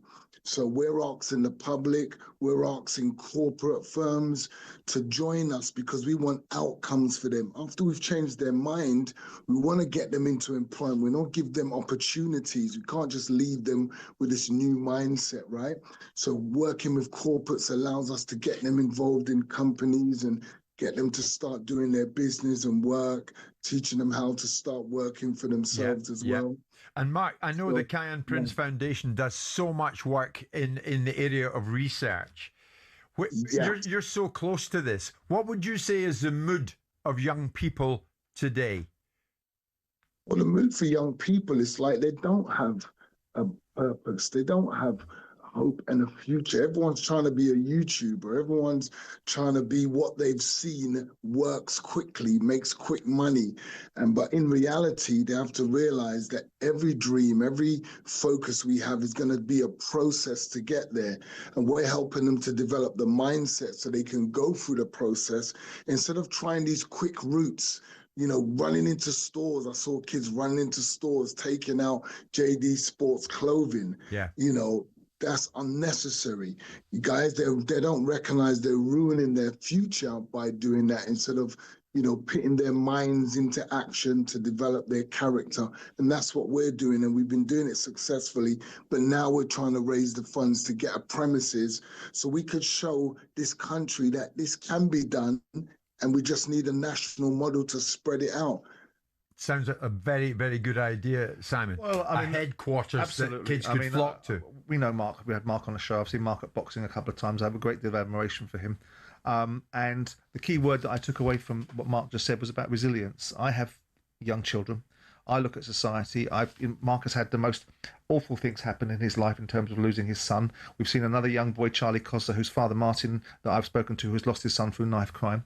And resilience in society. Young people need to be infused with a motivation, a direction, some example, some disciplines, some ideals behind, you know, life is not easy and you have to have backbone and substance. So the key word I took from Mark is resilience, not only in the manner in which he approaches life, but in the way that young people need to be educated and informed and given an example of what life is really like, rather than, as he says, this race to the path of least resistance. The easiest common denominator is to look at what other people have got and suspect that you can get it in an easy way.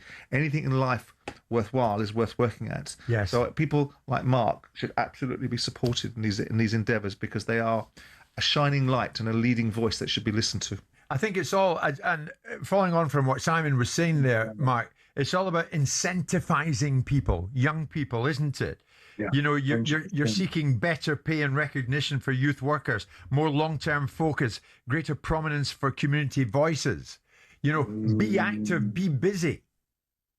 Yes, correct, my friend. There's where growth comes from. Growth doesn't come from being in a comfort zone. It comes from challenging situations. So we created this gym setting because then we can teach them about challenges. We can push their boundaries. We can get them to expand what they imagine they could do or what they couldn't do, and we can stretch them past that, because that's the only way about success. To become great in life and see your full potential is to challenge yourself.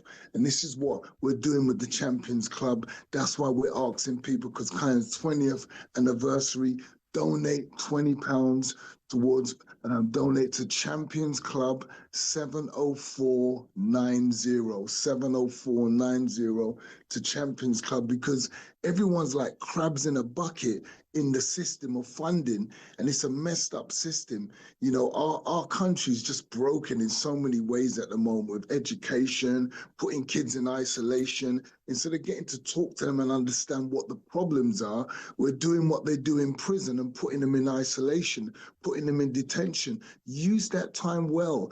Build and develop relationships. Find out where the hurt is so we can heal the hurts and begin to help others. Because if we don't, hurting people hurt other people.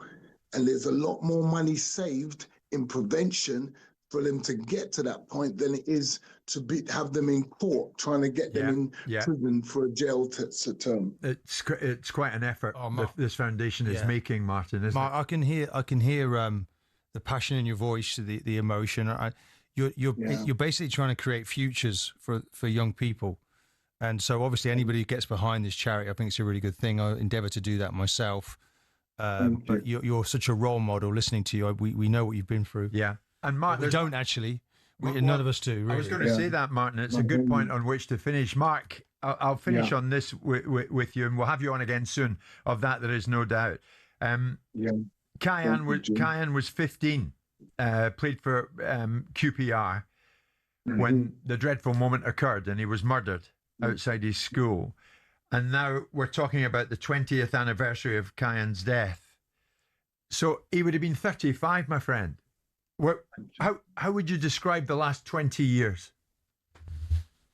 I would describe it as grueling, rewarding. When you see young people that are not engaged in the youth offending teams, they're not engaged with social services, they're running away, they're out there taking drugs and whatnot, and then you get a hold of these young people and you seed in them their great potential, their self-worth, and you share with them your life, your journeys, your struggles, and then you keep them under your wing, and then you have them looking at what they could become and developing that and seeing that transformation, and they become PTs and they start doing their own business. I've got a guy doing You versus You, his own company. It's just wonderful to see the transformation, but it's like the public don't know about the work we're doing. The public don't know that we understand the fabric of how to change a young person's mindset.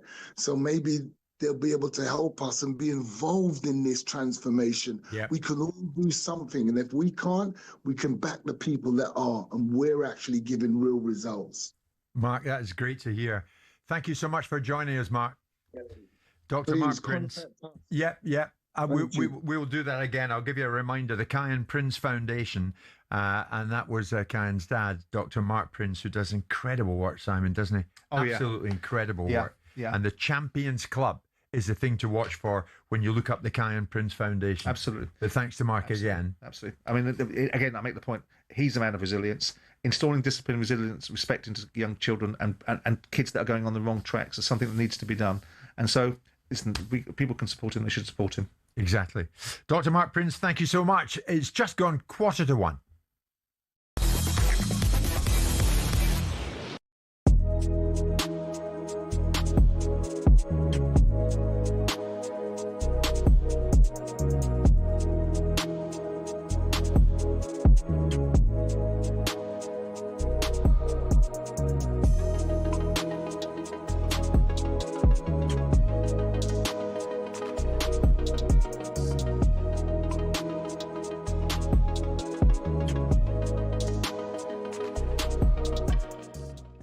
Morning, Sir Rod. Morning, Ray. Morning, Jeff. How are you guys? Yeah, really good, thanks, mate. But probably not as good as you. What was the feeling then? Was it joy? Was it relief? What was it?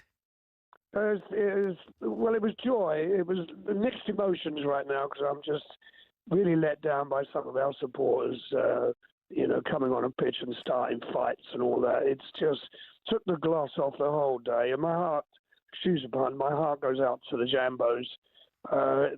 It's just awful what's happened to them. But, we won 9 games on the trot and we're the champions.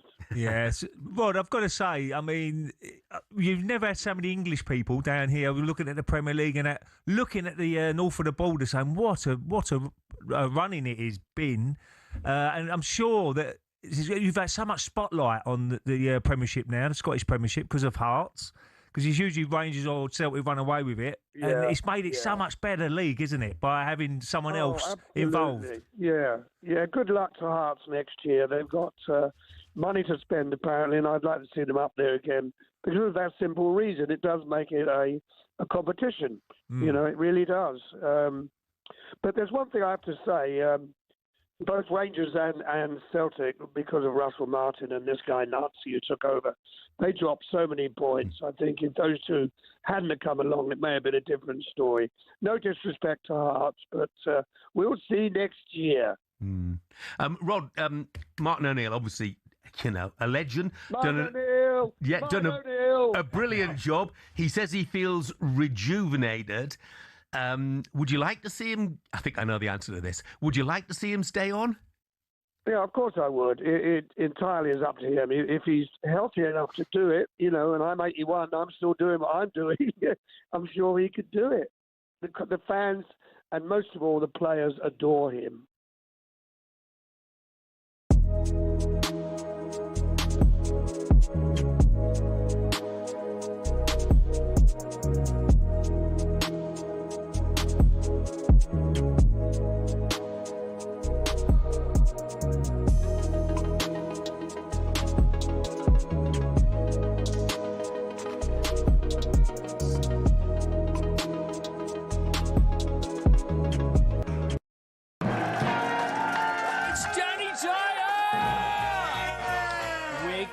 wig. It's a nutty canister, either way. I mean, look at the nut. Bob Odenkirk!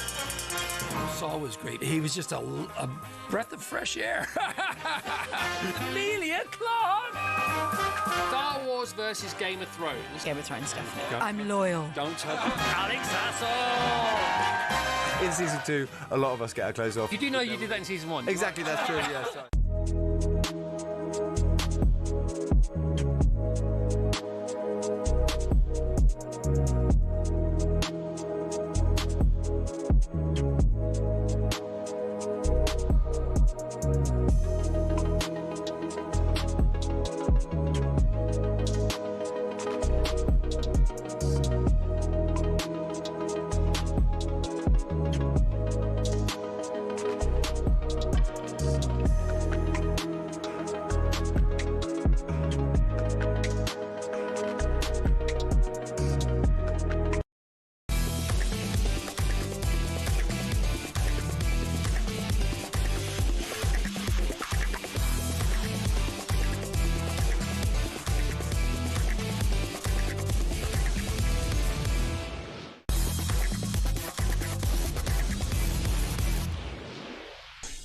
Get that winning feeling, courtesy of talkSPORT Win. Now, if you fancy 25 grand in your hand, listen up. Entries close today at 4 o'clock. Here's what you need to do to try and get the money. For your chance to win, head to talksportwin.com or text WIN to 83338. Text and online entries cost £2.50 plus your standard network rate. The number to call is 0343 418 7260. Entries must be in by today at 4 o'clock, and that's when you'll need to answer your phone. If it rings, 18 plus, UK residents only. Network promotion, full terms and conditions at talksportwin.com. Before we go today, Arsenal in action tonight. Liverpool were in action, it seems like ages ago, on Friday night. They were at Aston Villa on Friday night. It was Thursday night, was it? It was Friday night. It was Friday night. I'm getting lost here. And Aston Villa had the home advantage and took Liverpool apart on Friday night. And they won the game by 4-2 at Villa Park, and in the process secured themselves Champions League football. This was Slot post-match. No, I can understand at this moment of time that they don't have a lot of confidence or a lot of feeling that things can be much better next season. But I think then they are underestimating what a window can do, what a new start can do. I think we know quite well what to improve. So that was Slot trying to explain why we're at where we're at and how we've got to try and improve it. And I'm sure, given the situation they're in, he'll do exactly that, or at least attempt to do exactly that. But then 24 hours later, Mo Salah took to social media, and we know that Salah is out there very shortly. And he says, I've witnessed this club go from doubters to believers and from believers to champions. It took hard work, and I always did everything I could to help the club get there. Us crumbling to yet another defeat this season was very painful and not what our fans deserve. I want to see Liverpool go back to being the heavy metal attacking team that opponents fear and back to being a team that wins trophies. That's the football I know how to play, and that's the identity that needs to be recovered and kept for good. It can't be negotiable, and everyone that joins this club should adapt to it. Why is he doing that, do you think, Simon? I've heard this discussed in various other outlets, but let's do it ourselves. What's his motivation, do you think? He doesn't get on very well with Arne Slot, I suspect. Doesn't agree with him. They've obviously had a fault. Nothing's changed. What do we think changed? There was no massive climb down from Salah for his outburst back in October, November, December of last year, was there? So there was only a papering over the cracks and managing of the situation. The player's leaving. He's out the door. He doesn't seemingly or apparently or evidently get on with the manager. So he's having his he's throwing his little twopenny in. What I think was more concerning was the errant little bunch of despots that have thrown their twopenny in behind him by liking his tweet, which are current players in the squad. He's a thing of the past. He's been a wonderful player for Liverpool. He's achieved wonderful things with Liverpool, and Liverpool have been wonderful for him. He's now gone. Now, who are these little despots like Curtis Jones, like the post, with a hand clapping emoji, Dominic Szoboszlai, Also liked it on Instagram. We can all make, do we really run our world by social media posts? I mean, some people would say that a president was elected as a result of social media, so you have to give it some credence. But the fact that these guys have liked it, whilst I don't sit there looking around to see who likes things, there is an element of, was that really necessary? He's entitled to have his view. He's out the door. There's no casualties for him, besides perhaps leaving a mark on Arne Slot because he doesn't particularly like him and doesn't enjoy playing for him and doesn't respect him. Because clearly he doesn't respect him because he said the things he said in the press conferences in the way that he said it leading up to his departure for the African Cup of Nations. Came back from that. There was no row back from that. There was no climb down. And eventually what everyone thought was going to be the case was that Salah was going to depart. And I would suspect that Salah possibly didn't want to depart. I think it would have been classier if he doesn't hang out his dirty washing, as I agree. Brian Clough famously said, we don't do that in public. We have these discussions internally. Yeah, and agree that I was right in the first place. Completely. Yeah. Arne Slot, obviously, he's not a fan. They didn't get on, Jim. When he was trying to leave, he almost left the club, didn't he? He was walking out and he kind of created a position for himself. Let's go at the end of the season. This has probably come a week too early, this statement. He'll have to see how big Arne Slot is, whether he wants to give him that moment on the pitch, whether he wants to give it, whether he looks at it and reflects. Does he deserve it? Well, when you look at what he's done over the piece, and is he saying things that if they look in the mirror, have they really been as good as they should have been? We say he shouldn't say it publicly. Maybe the manager feels, do you know what, some of this is correct. I want to get back to this. We'll try and find a way. He set the standards over the years. But you do your talking on the pitch. And now that he can't, he seems he's doing it more in public. He'll play him. He'll play him? I think he has to, because it would be very interesting. I don't think he's in quite the same situation. I mean, Wayne Rooney's saying about Sir Alex Ferguson didn't. Rooney's saying if I was Slot, I'd have him nowhere near the stadium in the last game. I had it with Ferguson. I had a disagreement and a fallout. At Ferguson's last game at Old Trafford, he left me out of the squad for that reason. Yeah, because he felt that he'd overstepped the mark, and on reflection, the manager did the right thing. We may see this from Arne Slot. Maybe this is the start of Arne Slot actually managing the way he wants to and says, no, I'm not having any of it. Is Wayne right, though, Simon? Wayne says, dropping the grenade, he said he doesn't trust and believe in Slot. So can Slot really play him from the start and give him the farewell? Because Slot's going to rise above it. Because I think you have to be a grown-up in the room. He's management.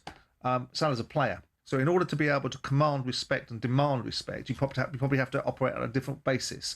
Now, there's a part of probably Arne Slot that wants to drop kick him into the next life. But in the real times, he will manage the situation because he doesn't want to give anybody any opportunity to be able to take it in a different direction. Yeah. He will be the big man in this conversation. Yeah. They've had a different disagreement. They clearly don't get on anymore. Wayne Rooney's example, if I've heard that rightly, was at Ferguson's last game at Man United.